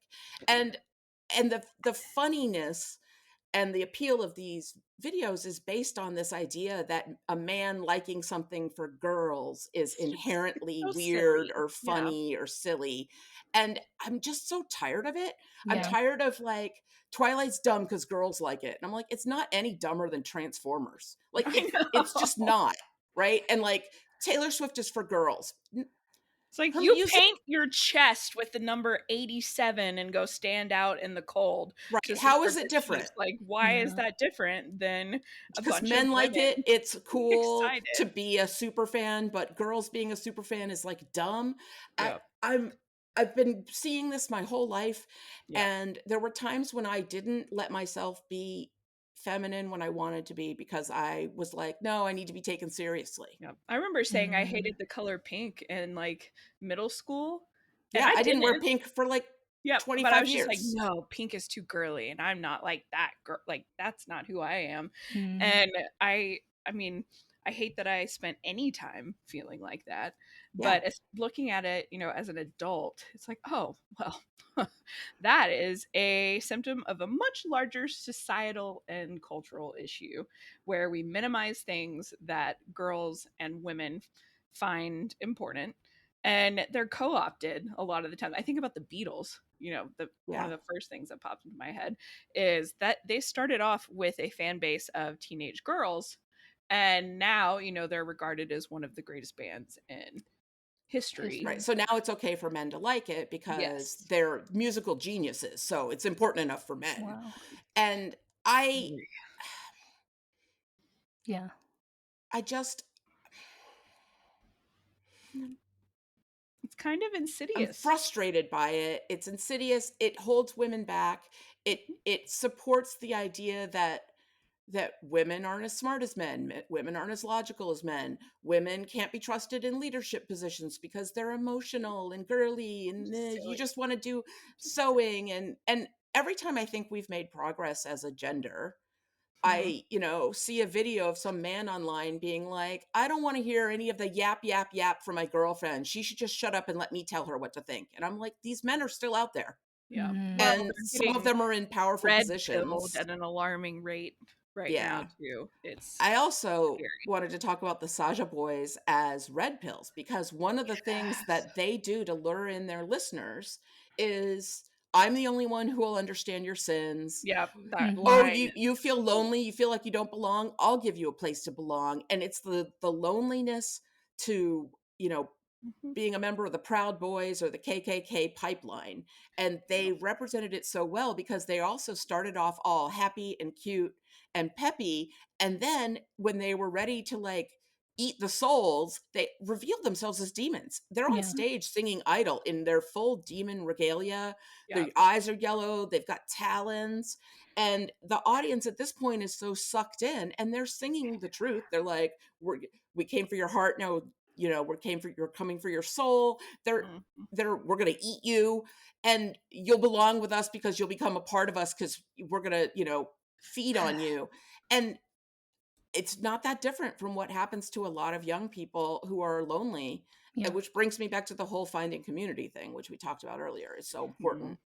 Well, and it's interesting too, you talk about them kind of drawing these young girls in, and it's not all girl, we see plenty of male fans who are drawn in, but it's interesting to me with Rumi and Jinu, and how when we first meet them, we see them through the girls' perspectives. They watch them sauntering down the street, and you see the abs, the hair, the shoulder, the jawbones, and everything. And even after, bump into each other, and Rumi thinks that Gino is about to, reach down and offer her a hand to get up, oh, this gentleman, and it's going to be this meet cute moment or something like that. And then he just fakes her out and brushes his hair back. And there are a few similar moments between them where she is clearly blinded by her attraction to him and her wanting to really romanticize him. In the moment when they're fighting in the bathhouse, they end up in the bathhouse, and he sees the patterns on her arms, and it's this close up on him, and she's in his chest, and it looks like they're embracing, and the look on her face even looks like, oh my gosh, what's happening? It's sort of romanticized. And then we see that he's wrapped that, whatever handkerchief, whatever it is, around her arm, which she seems to take as, oh, I can trust him. And as soon as I saw it, I was like, that is so manipulative. She just he just gained her trust like that. And it's so relatable though, where you want, if you're attracted to someone, you want to see the good aspects of them. And even the way she reveals herself to him, the way that she ends up being all kind of buddy with his little Tiger and Magpie even. I was like, oh, this is not going to end well. Luckily, it was, he kind of redeemed himself in the end, giving his soul to her, which is a huge deal. But I was just really struck at the choices they made when we would see him doing something that's ultimately nefarious, but Rumi sees it the way she wants to because he's pretty. And I think there's, and because he knows her secret shame and accepts it, uses it, but also he's not repulsed by it, he's not grossed out by it, and it's the first time she's ever shared it with anyone but Celine, and that is powerful. And he knows it. He's 400 years old. It's very Angel and Buffy in some ways. And he is using all of his knowledge and all of his evil to manipulate her. And she's what, 23, 24? Yeah. And she's been hiding her whole life. Expertly. Yeah, he's doing a great job. And what redeems that is that in the end, it does work on him too. Right? That she's like, I wanted to save you. And he's like, you did. Yeah. And that little girl giving him the drawing and saying he has a good soul. Yeah, I was just like, oh, that actually affected him, which was nice. Like, I was like, okay, this is good. But it's just, maybe that was one of those things where I just found it a little too relatable with Rumi being blinded by, what she wanted to see and seeing the good in someone. And, he's unfortunately using it against her. But the way that they react to the Saja Boys, like, it was funny, but the popcorn thing was hilarious. That was like, funny, but I was just like, oh, with like Mira God. eating the popcorn that was coming out of Zoe's eyes. I was like, that's twisted but hilarious. And even as as Mira's killing, I can't remember which one it is, but she's like, no more abs. Yeah, and slashes through in the like his abs, like on his directly shirt. through his abs. And I love when Mystery's face is revealed and Zoe's like, oh, you're just my type. Too bad. And because at that point they're like, they know they're on to the Saja Boys. They know what their game is. This podcast, we have talked a lot about the appeal of Bad Boys. Too. And for one of the many appeals, and I tried to explain this to a guy friend recently who was like, I do not get it. And I was like, all right, there's multiple reasons that Bad Boys appeal to some of us. One, if you're young enough, it's to make your parents mad. Just that right off the bat is like, this will make my parents mad, right? Number two is a lot of books and movies have taught us to think that there is a diamond in the rough there. There is a soul underneath a facade of bad boy, right? That's Luke Perry on 90210. I can fix him. I can fix him. I can save him. And that's Rumi. She wants to save him. There's also, he can understand me because he has a darkness too. And I have a darkness that I'm ashamed of, but we could be dark together and I can finally feel like I belong and someone who could love me for my whole self. There's something about that in the bad boy appeal. And Rumi kind of fell for all of those things. And also in her case, her mother clearly had some kind of relationship with a demon. So there's got to be a part of Rumi that's like, sometimes it kind of works. Right. Otherwise I wouldn't even be here. Yeah. And I love that they didn't let Genu off the hook. That they didn't have him be completely redeemed. They had him still be like controlled by Guimard, and I know I'm saying that wrong, and that they showed him being selfish, and that selfishness was ultimately his biggest sin. Yeah. Because what happened with his family, we don't have the full context. He didn't seem to have a lot of good choices. Like, he left his mother and little sister. But the visual makes it seem like they went with him to the palace, and at the last minute they were like, your family can't come, and just shut them out, and he accepted it. Not that he was like, ha ha ha, I'm leaving you behind. It's a little different in my head, those two scenarios. I mean, he's still a selfish jerk and he becomes a demon, but I think that he also, that one of the powers of Guima is that he gets in your head and he's like, you should be ashamed of yourself because you did this shameful thing. So something that you made a bad decision one time becomes a life-defining shame that you carry with you for hundreds of years in his case, that maybe if he hadn't been subject to the demon's influence, he could have found his way back from it. And Yeah. I don't know. There's an appeal to the, like, he loved Rumi so much that he sacrificed himself for her, but I'm afraid that it's going to teach a whole new generation of little girls that you I could don't save like the bad boy. And having experienced multiple bad boys that I could not save, don't go there. I think my initial reaction when he gave her his soul and that's what made her stronger, like, I felt weird in that moment, but, like, then she got powered by everybody in the stadium, so I'm like, "Okay, Yeah. that's a Like, little that's what better." allowed her to, you know, he Defeat. sacrificed himself, and that gave her a moment to kind of regroup and the other two girls to kind of come together and unite. Yeah. So I was like, okay, that's how because I And had that same reaction. I was like, I am not watching this all for a man to To save save the the day from, like, with these three powerful women. I was like, I didn't think that's what this movie was about. But then once it all, it's more about the better. power of their friendship, because I think the moment when all the, like, rainbow love starts is when the three of them meet in the middle of the battle and Yes. hug. And they all And accept each harmonize. other. Yeah. And, like, that is it. They're all kind of acknowledging, like, we're better together.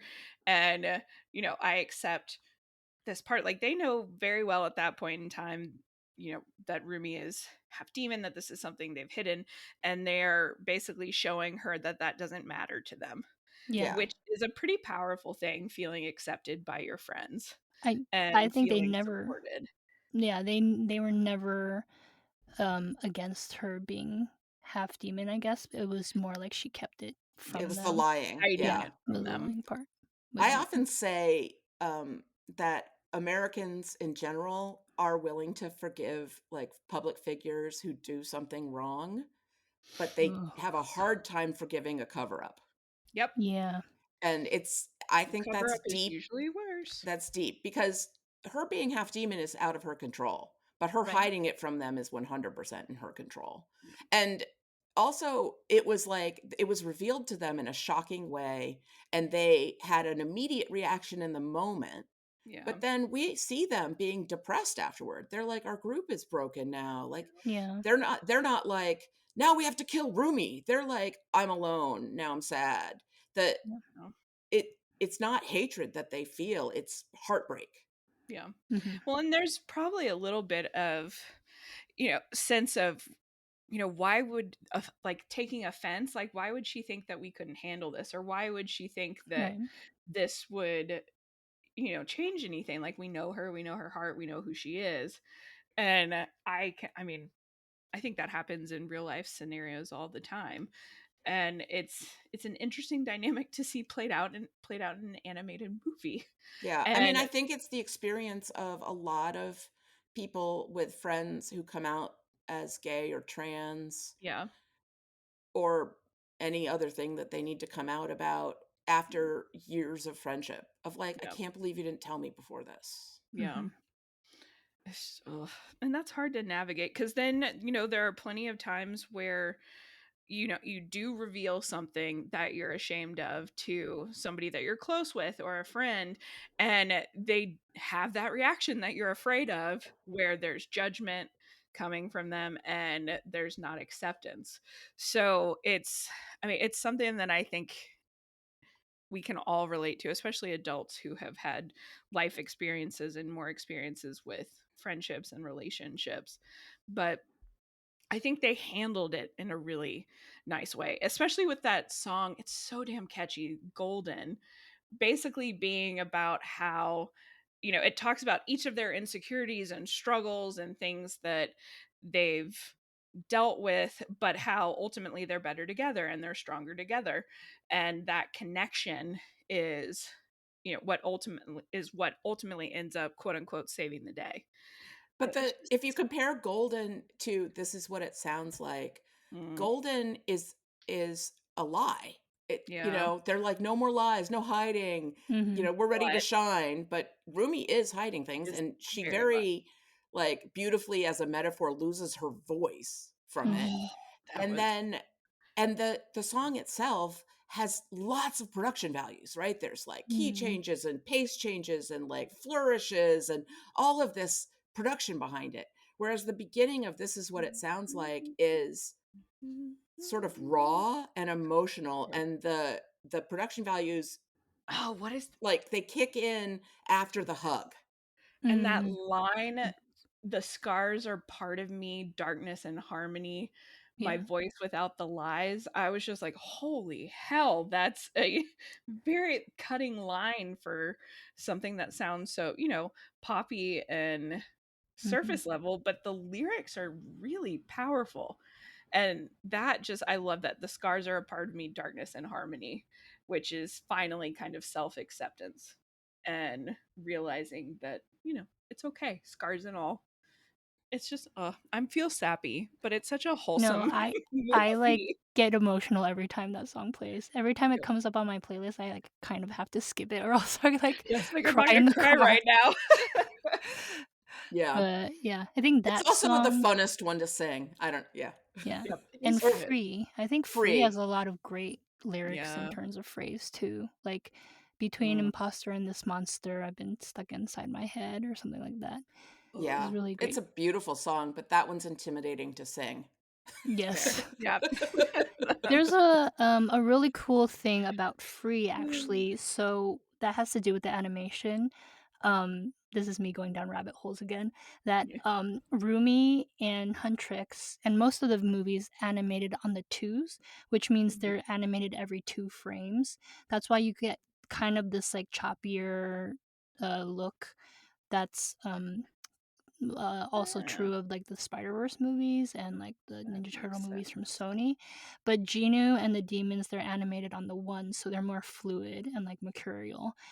And in Free, that's like as the movie progresses, Rumi's actually animated on the ones to like be more demon-like. It's so subtle. Yeah, it's pretty It's cool. really powerful though. Yeah. It's fantastic. And then I guess Free is when she's like embracing her. Well, no, she doesn't really embrace it then, but she at least she holds hands with Genu and She's playing with the idea of embracing it. She's starting to open up.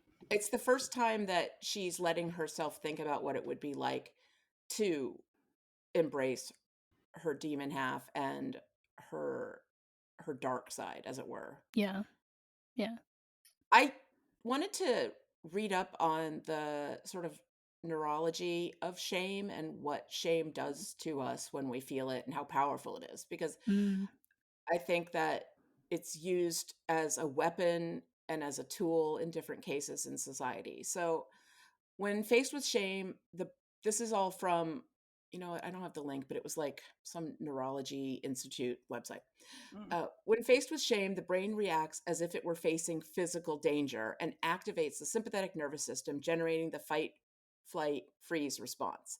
The flight response triggers the feeling of needing to disappear, and children who have this response will try to become invisible. They will literally look smaller and their expressions become blank. In comparison, the fight response expresses itself as verbal and behavioral aggression by the embarrassed person towards the other who caused them to feel ashamed. So I think that's like Rumi and Mira.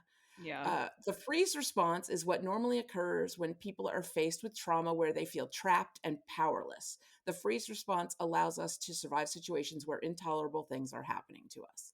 That's the most heartbreaking scenario. Yeah.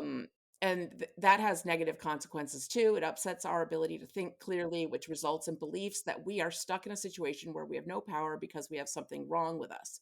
So, for example, if you had childhood abuse and you were trapped in a home that you couldn't get out of, as an adult, when something triggers that, you will have a hard time solving problems even that are solvable because your brain is telling you, nope, you're stuck like this. And that's Genu, right? He's like, nope, demons, we only feel hate and misery. That's my lot in life. I don't deserve anything else. Well, Rumi says I am a mistake. Like Yeah. you made a That mistake, was I am a so mistake. Yeah. sad. Yeah. It can also cause us to believe what is happening or has happened is our fault. A child exposed to toxic shame has a conundrum. Their brain experiences the arousal of the sympathetic nervous system and the acceleration of the parasympathetic nervous system at the same time. And the result is that like an automobile, they sit and spin their tires, unable to move forward in their understanding of other relationships that they encounter later in life. This is because toxic shame experienced in childhood impacts the hippocampus, which is like the lizard part of your brain, the primal raw emotions, and part of the limbic Memory. system. And it's also responsible for consolidating memory. So when your hippocampus gets like messed with, you stop being able to regulate your emotions, and all you can do is suppress them or overexpress them. And that's why you get things like out of control temper tantrums or kids that just go blank and act like they're catatonic. Makes sense. It's incredibly hard to heal, and it can result in a permanently dysregulated autonomic functioning system and a heightened sense of vulnerability to others. It's also why a lot of people who experience toxic shame, especially as children, become loners in life because it's the only way they feel safe. Boy, that's so damaging. It made me really sad to read all that. That is sad. But I think it's really interesting to remember that our emotions aren't just something that's fleeting. They are a part of our bodies that we can't pretend aren't happening, no matter how hard we try. They will affect us in some way. If you bury it, it's going to get buried in your hippocampus. Yeah. And I'm just thinking of my therapist being like, what do you feel in your body? Where do you feel that? And it's like, yeah, all right. Yeah. I'll feel it. Yeah. It's why a lot of children in abusive homes like develop ulcers as teenagers. It's like the pain and the shame and the stress It has to manifests in go your body. somewhere. And if you can't express it in the moment, it creates literal like injuries in your body. For me, it was migraines. Like it goes somewhere. When your investors, customers, and workers demand more from your business, make it happen with SAP. The AI-powered capabilities of SAP can help you streamline costs, connect with new suppliers, and manage payroll, even when your business is being pulled in different directions. To deliver a quality product at a fair price while paying your people what they're worth too, so your business can stay unfazed. Learn more at sap.com/uncertainty. Walmart Business is in the business of saving you time, money, and hassle. Whether your business started in a garage or is a garage, Walmart Business has the tools to help you get where you're going. Tools like free shipping, multi-user accounts, and just about any item your company needs. Even a double filtration cyclone dust collector. Yep, even that. Sweet. Walmart Business. It's the Walmart you love. Now for your business. Learn more at business.walmart.com. Terms apply. Switch to Shiseido Benefiance Wrinkle Smoothing Eye Cream and discover why people are calling it the best eye cream. A powerhouse formula that targets 5 types of eye area wrinkles. 96% of users saw reduced wrinkles and diminished dark circles after just 7 days. Shop Shiseido Benefiance Wrinkle Smoothing Eye Cream at Sephora and discover how change can happen in the blink of an eye. Consumer tested by 110 women. We kind of already touched upon it. How fandom offers a community to feel seen, and at the end of the film, like their anthem is for the fans, but we know that Saja Boys, they say it's for the fans, but it's really for themselves and for ulterior motives and to prey on the fans, literally. But at the end of the movie, we see that Huntrix like comes down from the stage from their pedestal and actually meets face to face with 3 young fans. So that suggests that they are actually doing it for the fans, and have this mutual admiration with the fans. Each of the Saja Boys, like I said, represents a toxic part of idol culture and the idol industry. Abby is the hypersexualization of idols, their walking thirst traps, the objectification of them.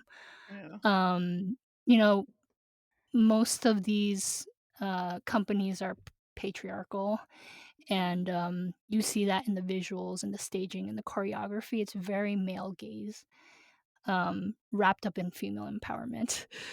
But yeah, they say it's female empowerment, but I don't know. Female empowerment. Yeah. We'll put that in quotes. Like corporate female empowerment. Yeah. Yeah. Although, now, well, I don't know. I because I'm thinking of Blackpink and how they've kind of like took control of their story now. Mhm. Romance represents parasocial relationships, delusions. People think they're in actual relationships with idols.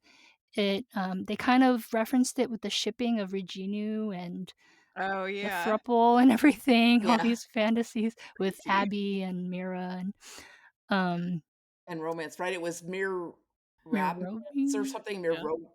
And Man? it Yeah. it was like Zoistery? Yeah. Yeah. Something like that. And then like Corn Turtle was the other Huh? one, which was so random. Corn Turtle. Well, Oh, because I think she loves turtles. turtles, and there was something about him, like his abs looking Oh, they like kinda Oh, the look like corn. corn. yeah, Yes. corn turtle. I was like, okay, all right, That's we Yeah, funny. can, whatever. I can get there. Yeah. And these trainees, they have really strict rules about dating Ooh. and but I think it also helps the idols because the fans get so toxic. Like they would go after the person that idol's dating, Mhm. and this actually happened recently with somebody from aespa. Like they asked her, why are you dating him? Like, is our love not enough for you? And I hate when fans like have that possessiveness or like entitlement over idols. That is terrifying. That happened with One Direction a lot. Yeah. Yeah. I think we were a little old for them, I think, when they were really popular. See, Yeah. but no, I remember, like, I was like, their music's fun, this is great. And then over the years I realized like there was such a deeper level than I knew, like people going after their girlfriends, anybody that was seen with them, like sending death threats and things like Yeah. that. Like that and people do that with Taylor Swift, like this weird parasocial Yeah. relationship thing. Like it is Yeah. I mean, a lot of celebrities Any get celebrity. stalkers, and the bigger the celebrity and often the younger the fans, the more likely that kind of Mm. obsession is to form. Yeah. Although it's not always It's young fans. crazy. Sometimes it's like really old fans and it's super disturbing Yeah, in every Yeah. case, it's but a very interesting it perspective. happens. I mean, it has resulted that kind of obsession has resulted in Death. deaths. Yep. Like Yeah. people have been killed. It's a It's serious crazy. problem. You're right that the rules probably help protect them, but Yeah. ultimately they're to protect the powers that That's be. But companies, right? Fascinating thing, like, is our love not enough for you? That is a That's crazy crazy. sentiment. Yeah. Mystery is every idol who's forced to fake their personalities or stay likable and sanitized to keep their private lives private. Oh, that's sad. Um, and from the idol's perspective, it's when fans think that they know all about the idol's private lives. We kind of talked about that already. Baby Saja is the infantilization of these celebrities or idols, and the management companies, they control like every aspect of how the trainees dress, how they present themselves, how they cut their hair. They're not allowed to like get cosmetic surgeries without consent. I guess that goes for like any celebrity that's attached to any company or management.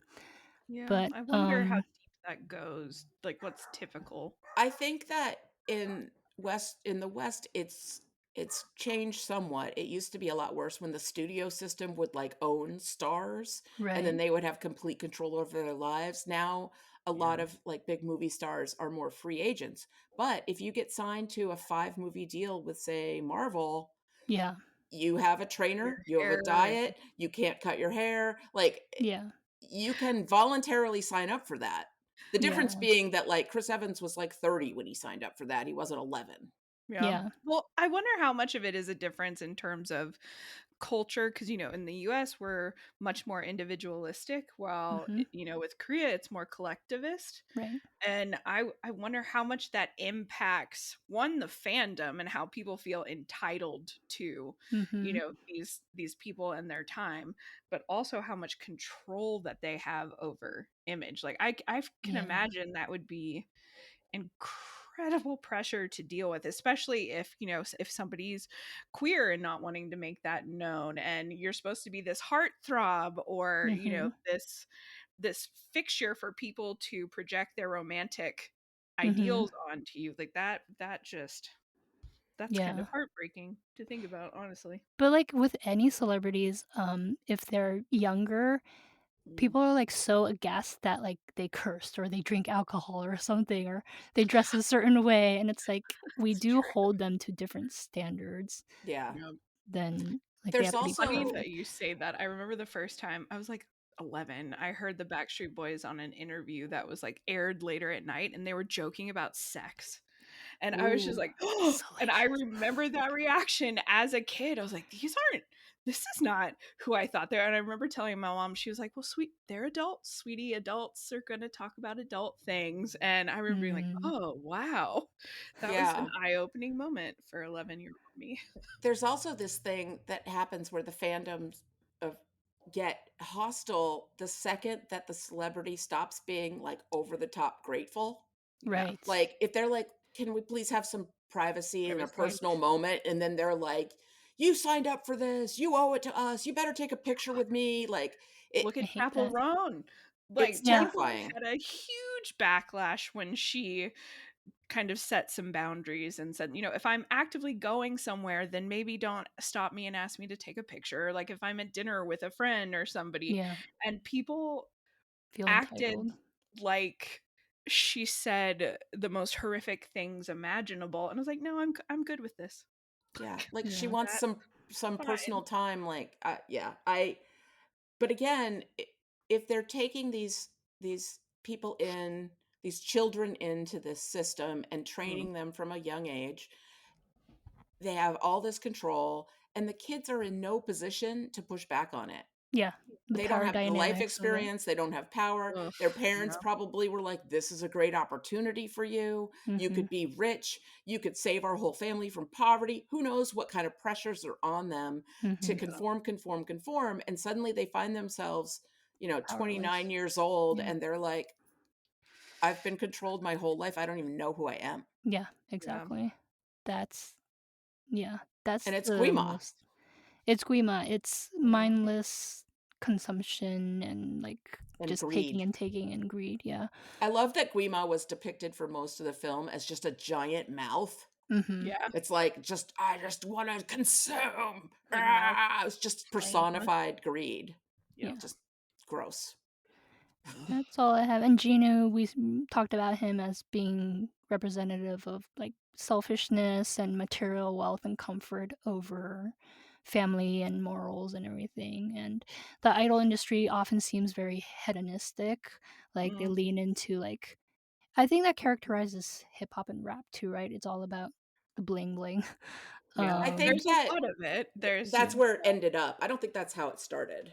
Like a lot of musical genres, it starts from a real place, and then Yes. somebody figures out I can make more money if I do this, and then it Yes. goes somewhere unintended by the Well, and artist. there are still, there are rappers out there that, Eminem, for one, was very popular. I mean, I guess he's still popular, but he was very popular when we were growing up.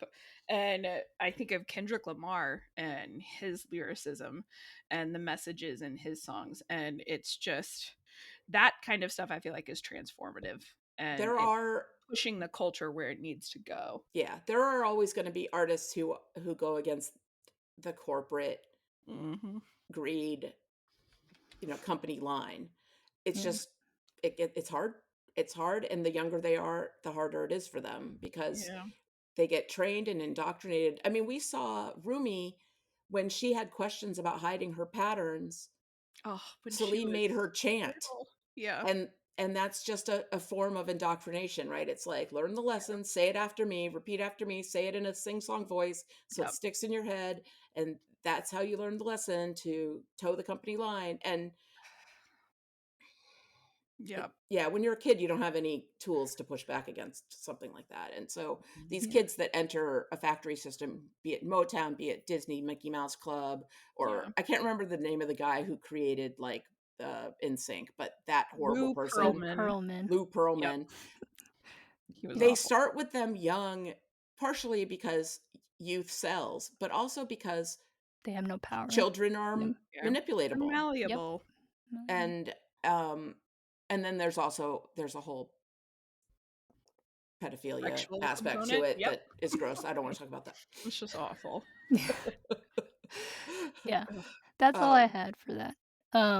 I only have one header, and this was we don't have to get into it, but Maggie Kang said she started the film being I guess she's also second generation Korean American, Mm. that it was a film about duality, like she really wanted to explore that. So there's a lot of things about what's hidden, what's exposed, what's the truth, what's a scam with the healer Han, private versus public lives, parts versus whole, for the fans, actual mindful consumption versus parasocial fantasies, East versus West, individual versus collectivist. So there's a lot of that in here. So interesting. Yeah. There's so We could much do a depth. whole other podcast. Yeah. Yeah. So I much know. to it. There's 20 It's like pages. the only well, and I guess I thought it'd be kind of interesting. You know, we each kind of took on a character to deep dive on, and I was glad that I ended up with Zoe because I found her so relatable. And I think all three of them like had very relatable at like who couldn't relate to the couch, like couch time. Wow, this feels amazing. We've been saying that for years. Right? See what you've been missing? Oh yeah, I want to come here every day of our 3-month hiatus. Rumi, I'm so happy you didn't like die. Wow, Zoe, way to be super literal, but same. You guys just mean so much to me. I really don't know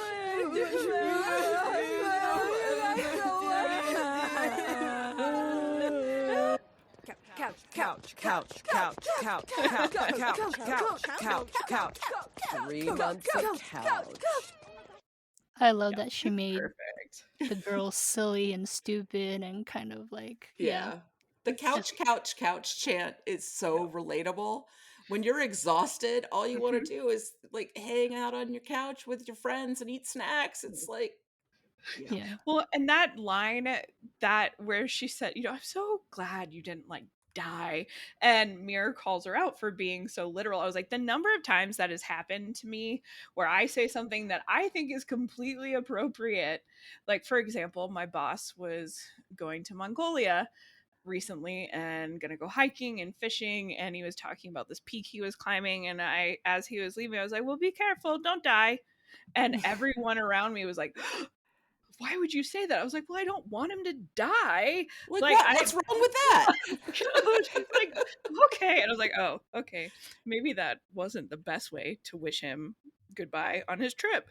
But we talked about how there's so much fan speculation online and people are really relating to the movie, and with Zoe there is a ton being talked about in terms of her neurodivergence, specifically with ADHD. And one thing we know that she's the lyricist of the group, she's the rapper, and she has like 30 plus notebooks where she's always pouring her thoughts into, and she seems like a very avid overthinker, which Right, there's that one time when she's like, I have a plan. Actually, I have 50. Yes, that line. She's like, I have 57. I was like, that is me. And with women in particular with ADHD, it shows up, that hyperactivity aspect of it shows up internally in your mind more so. And we're learning that more and more as we're learning more, actually bothering to study girls and women when it comes to ADHD and other neurodivergent disorders. And with her in particular, her hyperfixations, she references how the first couch time that they don't get to actually do, she tells Mira that she's so excited because she has 700 2-minute videos on turtles that she can't wait to share with her, and she's got her turtle pajamas, and then at the very beginning all of her fans are wearing hoodies and t-shirts with turtles on them. And it's just a nice little nod at a hyperfixation. And we also see, a lot of masking and people pleasing with her, especially, when they're in the healer's office and he turns his gaze on her and she's just like, why are you looking at me? And he says, oh gosh, where is that quote? I lost it in my notes. He says something about her being a people pleaser. Basically. You guys would tell me that, right? Yeah, and you're like, you would tell me that, right? And her reaction is so on point. I was like, yeah, that's exactly how you would react in that situation. And so I call myself a recovering people pleaser all the time because it's something that's really difficult to break out of. And she even sings, there's speculations that she comes from, a divorced family, because she in Golden, that depiction of her kind of being torn between her life in the US and her life in Korea, implying that her parents split up and she had to make a choice. And the line of "I've lived two lives, tried to play both sides, but I couldn't find my own place" is incredibly relatable in terms of masking and thinking, okay, am I, if I behave this way, is this what I'm supposed to be doing? And feeling just slightly out of place all the time. And we also see a lot of, the fear of being deemed too much, or her fear of being weird.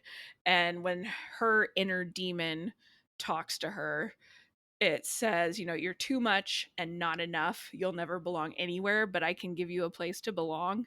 I was just like, holy hell, that hits home. Like that fear of being too much, or feeling like, you're doing too much, or you're too loud, or you're too enthusiastic. And the, kind of crippling anxiety that can come from that was pretty relatable. And on top of that, there's something that's really common with people on the spectrum in general, and that's rejection sensitivity dysphoria, which Zoe seems to demonstrate in spade. And it's, the struggle with rejection related feelings, and you feel them much more intensely than most people do. And with Zoe, she's so overly apologetic and so ready to, people please or say I'm sorry. And we see that especially with how much she needs the other girls to approve of, going to this healer. She's really eager for them to be just as excited as she is. And when she presents her song lyrics, and poor Rumi is just like, yeah, I don't feel comfortable. Like, I don't think I like this. And we see her in the background, like trying to rip her notebook apart, and immediately just going to, well, fine, like, I'm not good enough.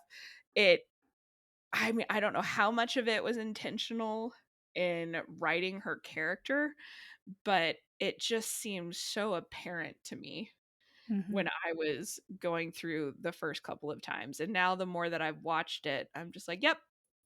I think it has to be intentional because they worked on this story and these characters for years. So long. So I don't think there's anything in this movie that's an accident.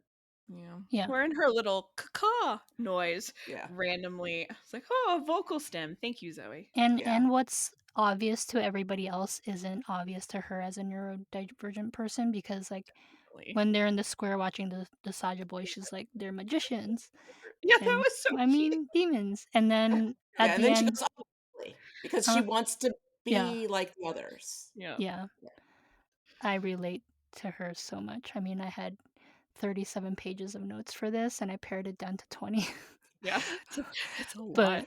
also, I'm like, just amazing. And I wrote a lot of the same thing in different forms over and over again. Yeah. For Zoe, I was like, yep, I talked about that. Yeah, I talked about that too. And her tendency, when she talks about the Saja Boys, she's like, they could be nice demons. Like, they're trying to be nice. Like, don't you worry. She's so cute. I adore her. Adorable. I related to Mira feeling like she didn't fit in with her family. And then because that's very much my story, I'm definitely the black sheep or the bad kid or whatever. And I also turned that into my superpower. I've used those experiences. I learned to read people like you would not believe.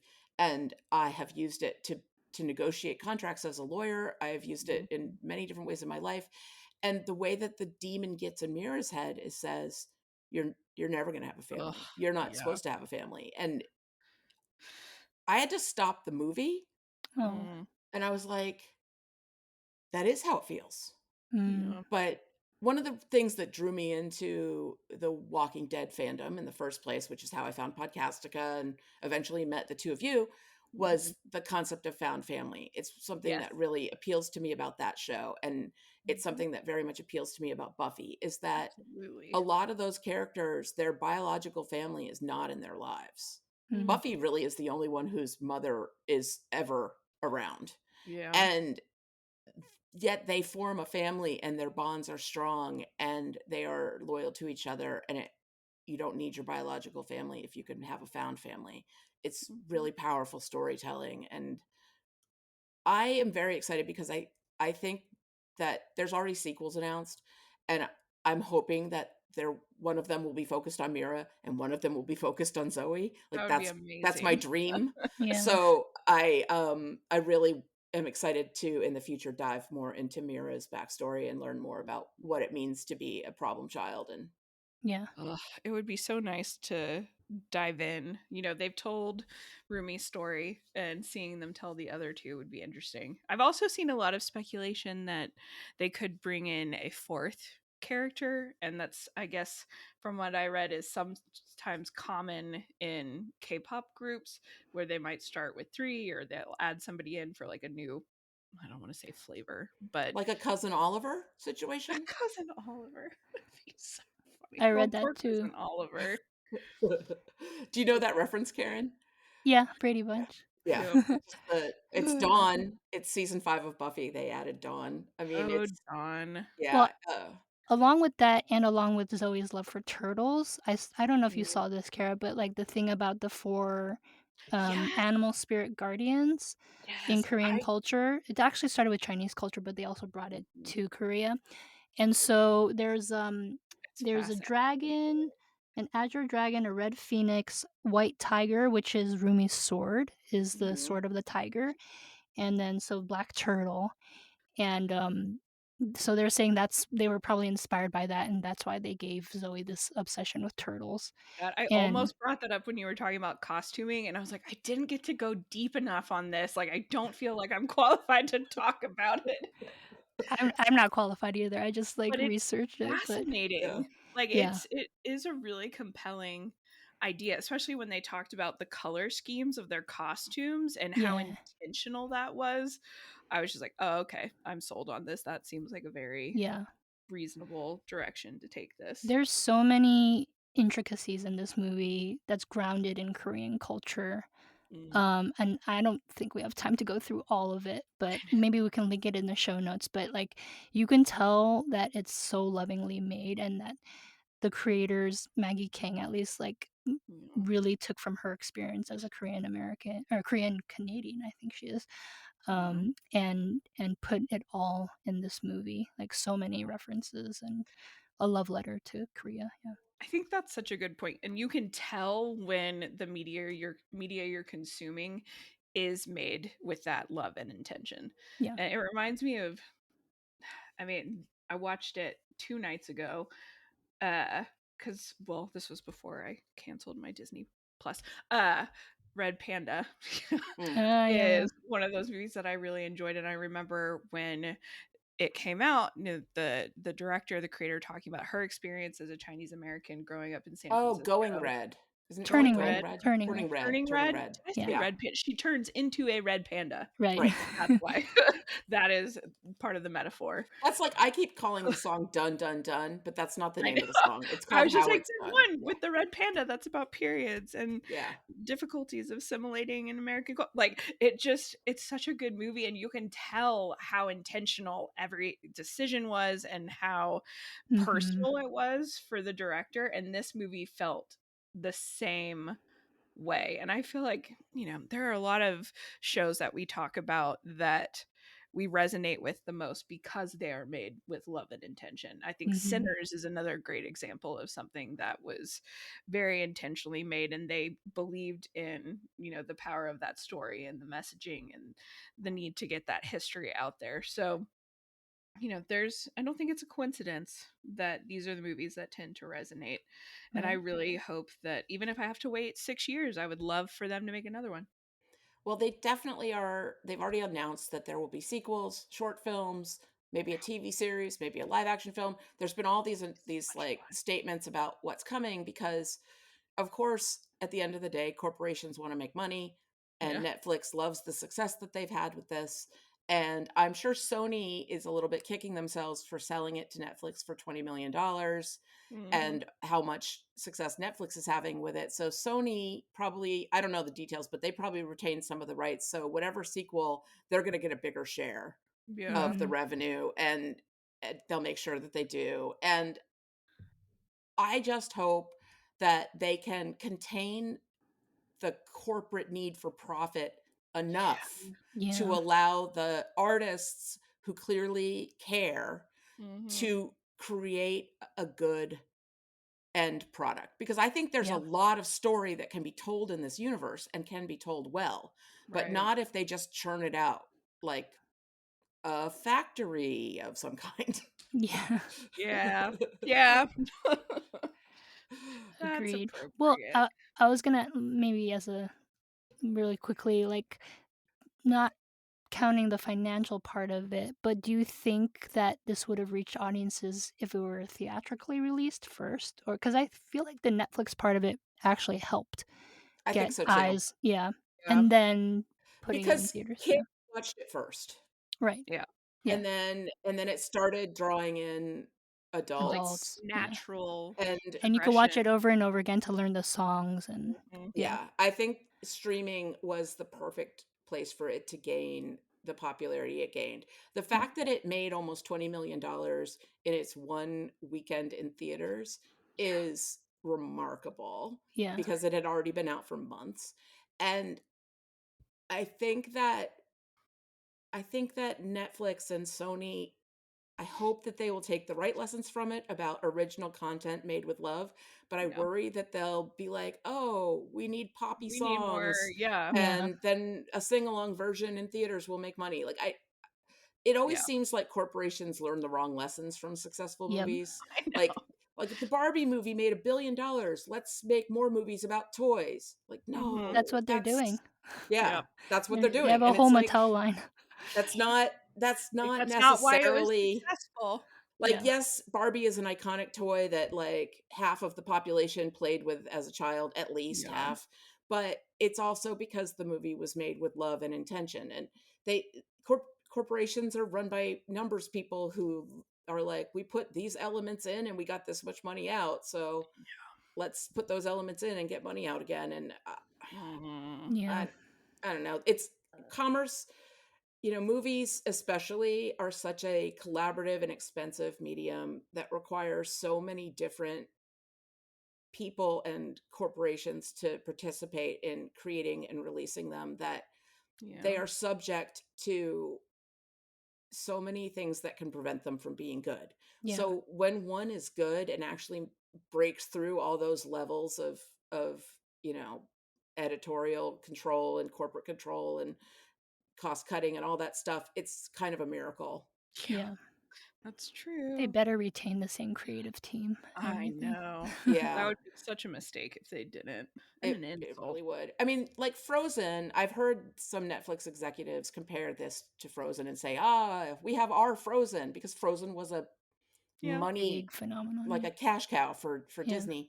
And they have so many spin-offs and alternate, like there's books and coloring books and video games and all these little short movies, and you can have an adventure with the snowman and like all these different things, and they are every different level of quality. I've seen some of the spin-offs, like Frozen 2 was excellent and clearly made with love and intention, but some of the short films are literally just garbage. And I imagine we're going to see something similar with this universe, where some of the things that are created in response to the success will be excellent, and some of the things will be trash. And I'm trying to just brace myself for the trash, because it's kind of worth the trash to get to the good stuff. I hope. If there's good stuff. So. I hope there's good stuff. If they keep the same team, there will absolutely be, I have faith that it's going to be very well done. We'll just have to see how much influence is exerted on them when they create the sequels. So it's time for us to get into some K-pop and Korean cultural references. Kara, want to start us off? So first up, Hunmoon translates to soul door. That is kind of perfect. Makes sense. And secondly, according to co-director Maggie Kang, the Maltese tiger and magpie duo, Sussy and Derpy, were not revealed in the movie. Oh, sorry. The duo names that were not revealed in the movie are named Derpy and Sussy. And the reason why they can travel between the human world and the demon world is because they're not demons, but Korean supernatural creatures. She also based them on a famous Korean folk painting of the tiger and the magpie. That's cool. I want my own loved Derpy. them. I Yeah. know. During one of the scenes when the girls are walking out of their dressing rooms, behind the stage, you can see multiple K-pop group posters hanging on the walls. The K-pop group known as Twice gets a shout out in one of those said posters. The director has gone on to say that the group was based on / inspired by groups like ITZY, Twice, as well as Blackpink. And they also have a song on the soundtrack, I think. Twice covers Takedown, and they're the ones that are singing at the end in the end credits. Yeah, 3 of their members. Yeah. That's neat. Let's see. We also see the poster for Meoff. Meow. Meow. Oh. I added I was like, is that two? I was like, is that two V's or a W? Okay. Yeah, it's two V's. Meow. The first group signed to the Black Label. The Black Label produced multiple songs for this movie, with Teddy Park also contributing lyrics for Golden and How It's Done. Teddy Park is like the 5th member of Blackpink. He produces like 90% of their songs. Huh. Yeah. Okay, so director Maggie Kang revealed that the Saja Boys were inspired by Korean boy bands such as TXT, BTS, Stray Kids, 80s, Big Bang, and Monsta X. The names are so great. Yeah. I know. That's fantastic. There is a deeper meaning to the name Saja Boys. The Korean word Saja can mean lion, and we see that their logo and branding include lion imagery. However, in Korean folklore, Jeoseong Saja, I assume I have pronounced that mostly wrong, are grim reaper figures who escort the souls of the dead to the afterlife. Typical depictions of Jeoseong Saja show them wearing a black hanbok and a gat, the wide-brimmed hat that we see them wearing in the idol scene, and also when they're in the underworld, just like the Saja Boys when they're in their demon forms. That is fascinating. So nice it's detail. like reaper instead of like lion. They're like, I love the play there. We could do a whole podcast deep diving on like Korean folklore for sure. Yeah. And their fandom's called the Pride, I guess. Yeah, the Pride. Cool. Let's see. The main antagonist is named Gui Ma, and Ma Gui is Korean for demon. The filmmakers were inspired by Any, the name for animation in Korea, and films by Bong Joon-ho to make this film. I don't know if I pronounced that correctly either. Any? Yeah. When Gino and his boys first meet Huntrix, he sings the Kim Sejong hit Love Maybe from the hit Korean series Business Proposal to Rumi. He doesn't really sing it, it's just playing. Mm-hmm. An Yosep, the voice of Jinu, was the male lead in that series. He also sang the song Love Maybe in a duet with Kim Sejong. In an interview with Forbes, director Maggie Kang did admit that the character of Jinu was inspired mainly by K-drama actors. She names Cha Yoon-woo and Nam Joo-hyuk as the leading men on the inspiration boards. They wanted him to have a very classic Korean look, which is why he had dark hair. Although the character was created before An Yosep was cast, Kang does see the similarities with his business proposal character. That's cool. And finally, after Huntrix ended their concert in the beginning of the film, Bobby pulls out his phone to show the top 10 charting list of songs. Twice's song Strategy is shown in the number 2 spot below Huntrix's How It's Done. Strategy was briefly played next as the second song in the film's soundtrack when the girls get back to the Huntrix Tower after the concert. At the International Idol Awards, Huntrix performs Golden in front of this backdrop, which is a famous piece of Korean art known as the allure Obangdo. I butchered that, but it's a folding screen adorned with a painting including the sun, moon, and 5 mountain peaks, and it's typically placed behind the king's throne. It represents the king's authority and dignity, and it's used a lot in Korean media. So The presence of both the sun and the moon represent harmony, perfect yin and yang, lightness and darkness, which is like thematic to the film. So we That's see cool. that. Yeah. Moving on to a little bit of trivia. In an interview with Forbes, director Maggie Kang said that the Saja Boys share the same CG body, except for Abby Saja, because he's a little bit bigger. We bulked him up like 20%. That's so funny. Oh gosh, I really loved the ab etching. In the plane, the Huntrix girls have 3 cups of different ramen flavors. I probably said that terribly too. Rumi is superstar flavor, Mira is Spice Queen flavor, and Zoe is hamburger flavor. I heard that Koreans were really excited that they pronounced it ramyeon instead of ramen, because ramen is Japanese and ramyeon is apparently the Korean That is nice. I will noodles. say one great thing about where I live, there are not a lot, but one great thing is there is a Korean restaurant here that was recently opened by a family from South Korea. It is the best food I have ever eaten. It is so good. And so the first night I watched this, I ordered way too much food. And Yes. I was so happy. I was like, okay, this is great. But the flavor of Korean food is absolutely outstanding. I might get some tteokbokki later after this. The rice cake. My memories of bulgogi is almost enough to get me to eat red meat again. Like, yeah, that's fair. It's so good. Okay, where are we? Yeonjun Kim, Celine, and Daniel Dae Kim, who played Healer Dan, previously appeared together as a married couple in Lost. Yay. the Saja Boys symbol looks like a lion, but it's an illusion, just like the band. With the mane removed, the lion looks like a demon with horns. Oh, that's cool. I didn't even process that. Yeah, I didn't know. At the beginning of the Saja Boys performance, a fan is seen wearing a black shirt with Guima written on the front in the font style of the band Metallica, possibly indicating the growing influence of the demons. That's kind of fantastic. Yeah, I thought it was funny. Satanic panic thing. Yeah. Oh my gosh, like Eddie Munson. Poor Eddie. The fan at the end of This Is What It Sounds Like that rips off his shirt, revealing a Huntrix shirt previously wears a shirt that says Quima. So I think it's the same fan, the Metallica Quima shirt. Him and the crying Rima fans were some of my favorites. Yeah. The movie's editor, Nathan Schauf, lends his voice to a fan and a security guard. Oh, nice. Let's see. Guima is voiced by Lee Byung-hun, who also is playing the antagonist frontman on Netflix's Squid Game. I did not realize that. And he was excellent in that role. Yeah. Maggie Kang, the director, has a cameo as the demon flight attendant in the opening scene.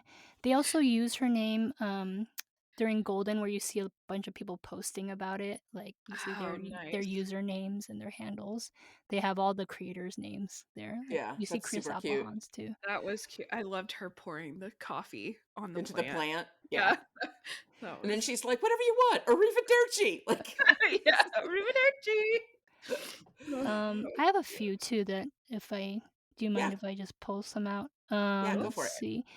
So this was lovingly made by somebody who understands K-pop culture, because they do name the maknae of the group. The visual of the group is a big thing in K-pop culture. Like, who's the visual of the group? Who's the prettiest and like the most attractive? Who's the main dancer, the main lyricist, vocalist, rapper? And there's another like kind of cameo that I sent to Penny, that in Healer Han's office, where you see him plaster himself with the girls' soda advertisement. It's like straight out of Blackpink's campaigns with Pepsi and Sprite. If you Google it, the Huntrix pose is exactly like their Pepsi ad, and the color palette is exactly like their Sprite ad. Yeah, it's really close and very intentional. Yeah. Cool. And then apparently there's the layers. Yeah, apparently there's a reference to Stray Kids too, the boy band Stray Kids, with another picture on that wall. The variety shows where the Saja Boys are drinking the hot sauce, that's like a direct reference to the show called Weekly Idol that I've seen clips of, because the hosts are drawn like exactly the same as those hosts. Yeah. But the slide with the ball pit is from a variety show called Hello Counselor. The leather has betrayed us. Yeah. The earliest group of hunters are based on the Jagori sisters from 1939. But arguably the first K-pop group is the Kim sisters from the 1950s, and they did they're a big deal for expanding K-pop abroad. So people are calling that out. Oh, they're referencing the Kim sisters, which is pretty cool. And the last group, the Sunlight Sisters, are based on this group called SES. And then the last thing I'll say is it's confirmed that Baby Saja is based on Jimin from BTS. I'm not ARMY, so I don't really know what that means. Yeah, but, me either. It's widely assumed that Jennie from Blackpink inspired Rumi's look and attitude, Jennie and Jisoo. Oh, that's cool. But Maggie Kang said that in addition to Jennie, Rumi is a composite of multiple idols. But Mira looks exactly like Yeji from ITZY, and they said that that Mira was inspired by her. Yeah, that's cool. So I already know the answer, but I have to ask the question because it's part of our format. Instead of the word still, I'm just going to ask, does it slay? Kara? Absolutely. I would say it slays. It was perfect. I think a perfect fit for the Buffy fandom. Hopefully we maybe brought some more people to the movie. And I think something you said, like, it's about found family, really. It's about acceptance, which is right along the lines of Buffy. So I thought it was great. I'm probably going to watch it again tonight. Karen, does it slay for you? Absolutely. Yeah. Of course it does. I was gonna rap something, but now I backed off. I know Karen hated it. It was terrible. Obviously, I loved it as well. I think it absolutely slays. I think it's part of a great tradition of women action heroes, but also, like I said, the found family thing, the finding belonging, the accepting your whole self. I think these are great themes for children, and I think there's also a lot of humor that appeals to adults. So slay, slay, slay, slay. Slays all around. So are you guys feeling a little thirsty? Would you like to maybe go to the bronze and have a drink? Always. Bronze things. Things of bronze. It occurs to me that Karen may not get the reference. The bronze is the bar that they go to all the time on Buffy the Vampire Slayer, and they hang out there all the time. So that's where we do listen. I figured it. Yeah. So let's hear from some of our listeners. We got a piece of listener feedback from our friend Greg, and I just thought this was hilarious because of what we talked about earlier. Greg says, just happened to watch it because the kids were attracted by the bright lights. Enjoyed it, although my daughter, who's 4, is still scared by the demons. Oh. That's cute. That's cute. I'm glad you liked it, Greg. Oh yeah, it's my turn. So next up is from Dina. She said, not sure if you've recorded yet, but this one is from my kid. I'm not really a K-pop fan, but my good friend loves Stray Kids, and after hearing their analysis, I figured I'd give it a chance. It was so good. I was shocked. That's cute. Before getting into any deep dive, let's start with my general feelings. The visuals were amazing with the newer comic book adjacent animation style. The songs go hard, mainly the HUNTR songs, but honestly, they're all catchy. I also love the relationship between the 3 main characters. Zoe, an enthusiastic artist with anxiety and a fear of abandonment and never being enough. Mira, the bad girl character who really cares about her friends. A cast out from her family, someone who trusts and doesn't like to be lied to. And of course, Rumi, the lead role and the perfect singer, but hiding secrets. I'm going to continue Dina's email here. I have the most to say about Rumi. Hiding any imperfections, her scars, and her voice is very accurate to real K-pop idols, at least from my understanding. You would be right. It also felt like a metaphor for hiding scars or anything really, for fear of rejection. Rumi feels like she needs to hide so she can stay with HUNTR. And this is true even in the song Golden, where we hear so many lyrics about not being afraid to show your true self.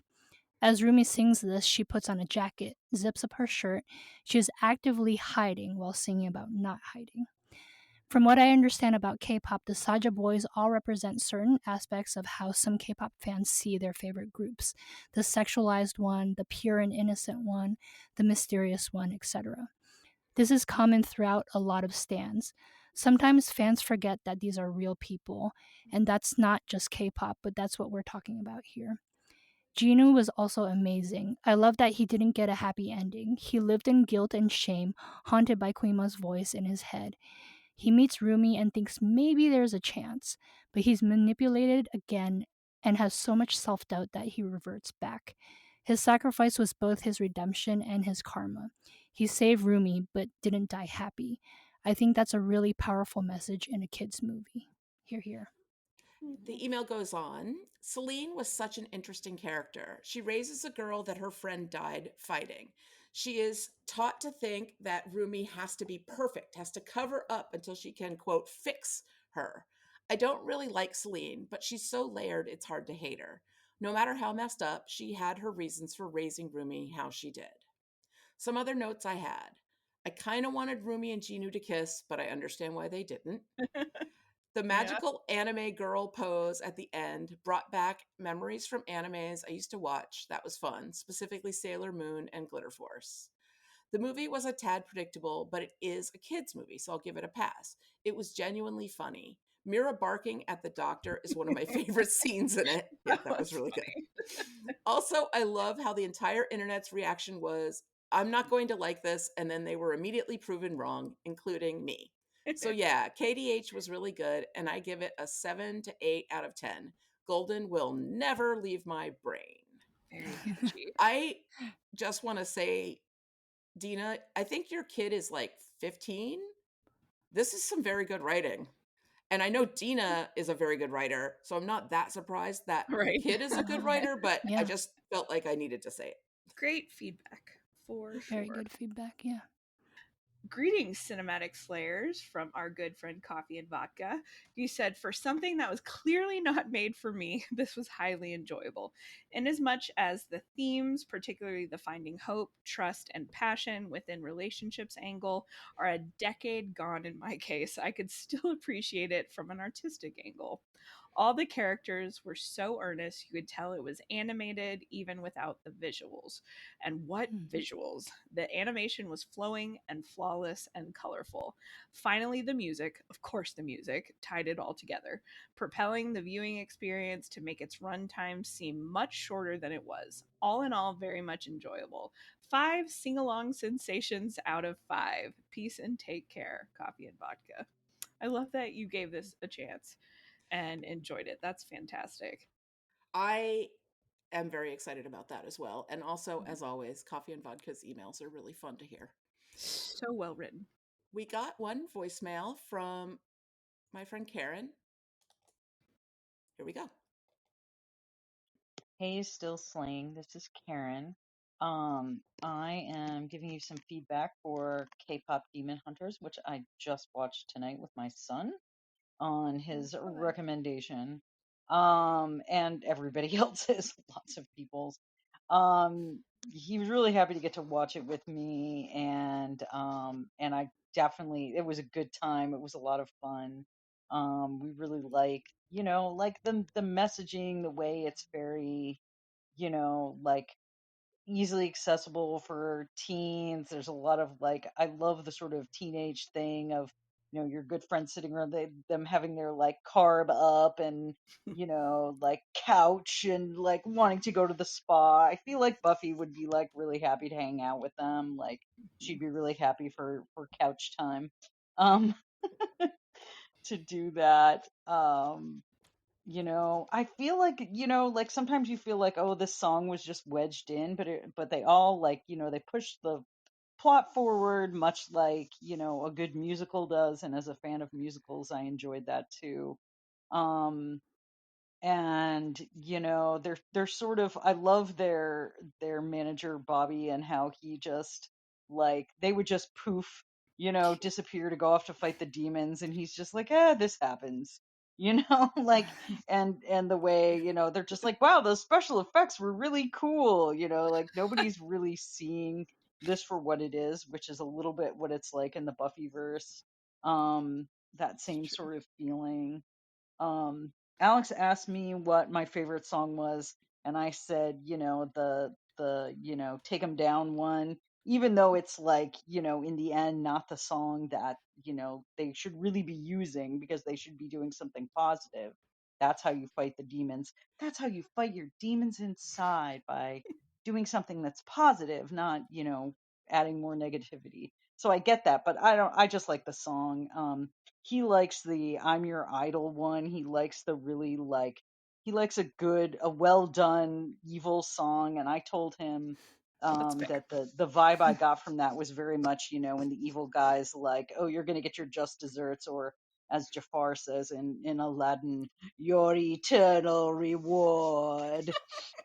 You never believe them when they say that. They're straight up saying we're going to steal your soul, and everybody's cheering. So, it's kind of fun that way. I also want to know if anybody there watches Avatar: The Last Airbender, and how much the three girls are mirrored in Azula and Mai and Ty Lee. There's some like major similarities, at least in the two sidekick characters there. And so that was fun for me too. But I really liked it. I liked how much their friendship was very, very real, despite the fact that they were hiding some things from each other maybe early on. But it was like they were definitely already close. Like they got each other. When Zoe's like, let's go get some, tonics. They're like, okay, yes, let's humor her right now because that's what we do. And, um, and I really like the dynamic between the three of them, and how they just really had to be closer to win in the end. So that was fun, and it was a good time, and I'm glad I watched it, and I may watch it again and look up the songs. And I can't believe Alex looked up 4 of the songs in there are in the top 10 on the pop charts now, a month and a half later. It's kind of crazy. Anyway, glad you guys are covering it. Can't wait to hear. Bye. Thanks, Karen. She also added on Facebook, I sent a voicemail but forgot 2 things. 1, the Saja Boys are literally love bombing the crowd at their first concert, which is hilarious, only to try stealing their souls at the last one. Classic toxic relationship. 2, my favorite line, I will fight for a spa day with you. That's cute. Mira is definitely often the comic relief. Yep. Yeah. She's so funny. There's so many great little one-offs that you can't even quote. Like, it's just too quotable. There's too much. There's too much. And again, we've got 3 out of 4 feedbacks here that are about a parent and child. I love that. Enjoying this together. And it just makes me really happy. That's fantastic. Yeah. That is so nice. So that is the end of the podcast. Thanks to everyone who sent in feedback, and to Karen for joining us as a guest host, and especially thank you to all of our listeners. Woohoo! And as always, if you'd like to join the conversation, you can find all of our contact information at podcastica.com and in the show notes for each episode. Also at podcastica.com, you can find links to our social media pages and all of our other shows. Are you listening to anything in particular lately, Karen? I've been listening to just the Rewatch podcast with Jason and Lucy, but I think they shifted over to Daryl Dixon, and I haven't watched any of that yet. Yeah, I'm watching it, but it's just okay. It's not great. The rewatch of Walking Dead was definitely more fun. That's on The Cast of Us. Yeah. And Kara is about to wrap up coverage of Alien Earth on Wax Episodic. Yes. It's been so much fun. That show is definitely exceeding my expectations. Absolutely. I know there are some people that are disappointed, but I think the overall reaction is incredibly positive. I'm loving it. So the people who are disappointed all seem to have the same complaint, which is like, it's not like the movies. Yes, or it's like, I don't want her to have a pet xenomorph. I was like, let's see how it turns out first. Yeah, like it is very intense. There are times when I can't watch an episode in one sitting because there's a lot of horrifying stuff that happens on screen. It's pretty dense all around, and I will take it because I should have known better. There's a ton to chew on in the original, especially the first 2 Alien movies, and with Noah Hawley and his track record, I shouldn't be surprised, but it's been a very pleasant surprise with how it's been progressing. And the only other thing so Penny and Sam got me hooked on the Apple TV show Foundation, and I think it's become a new hyperfixation for me. I've downloaded the book and I've started listening to a couple Foundation podcasts. I know, Penny, what was the one you recommended I haven't made it to yet? Lorehounds. Lorehounds. That's next up. I've been listening to Bald Move's coverage of it, and Lorehounds is next up. So if you are at all into sci-fi or, philosophical shows or movies, things that really make you think, definitely give Foundation a try. And if you like what we do, we would love a 5-star rating or a review. Like us, follow us, subscribe us, share us, whatever. It helps other listeners to find us, and that's always a good thing. Tune in next time when we'll be covering Buffy Season 4, Episode 14, Goodbye, Iowa. Until next time, I'm Penny. 제 이름은 Karen입니다. And I'm Kara. All right, so we each say keep slaying, and then should we all do caw-caw together? Caw-caw! Yes. Okay. Sure. And then I think we should all chant couch, and I'll fade it out. Yeah. Couch. That'd be awesome. Okay. So I'll start. It'll go me, Karen, Kara. All right? Keep slaying. Caw! Couch. Couch. Couch. Couch. Couch. Couch. Couch. Couch. Couch. Couch. Couch. Couch. I am absolutely landing on my couch after this.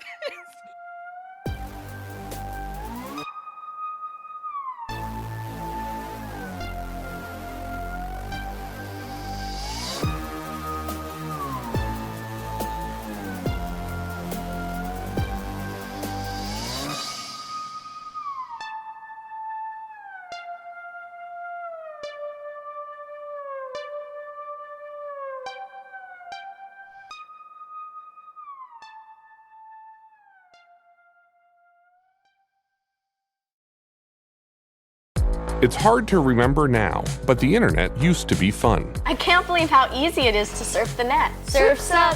On Long Shadow, Breaking the Internet, we'll trace how a tool that once fueled democracy Opposition activists organized the march on Facebook. became a weapon aimed at the very heart of it. You're watching the unraveling of our democracy right now. From Longlead and PRX, this is Long Shadow, Breaking the Internet. Subscribe now wherever you get your podcasts. Hi, I'm Rick Ruback. And I'm Royce Yudkoff. Welcome to our chart-topping podcast from the Harvard Business School, Think Big, Buy Small. This series lets you in on a special way to become an entrepreneur, how to buy your own business, be your own boss, and get the financial benefits of your efforts. Entrepreneurship through acquisition involves searching for an existing, enduringly profitable, smaller business and buying it, usually from a retiring founder. Back for a brand new season, our conversations are with guests from all backgrounds and different stages of the entrepreneurship through acquisition journey. From those considering whether this path is right for them, all the way through to those who have sold the businesses they bought as searchers and then ran as CEOs. Thousands of smaller firms are sold every year, and many people have successfully acquired an existing business that is enduringly profitable. So why not you too? We've been helping students understand this less traveled path to personal and professional independence in our courses at the Harvard Business School for nearly 15 years. But you don't have to attend the Harvard Business School to take advantage of these opportunities. The goal of the Think Big, Buy Small podcast is to help you, our listeners, decide if entrepreneurship through acquisition is for you, and if it is, to help you take your first steps on the journey to buying your own business. Follow Think Big, Buy Small wherever you get your podcasts.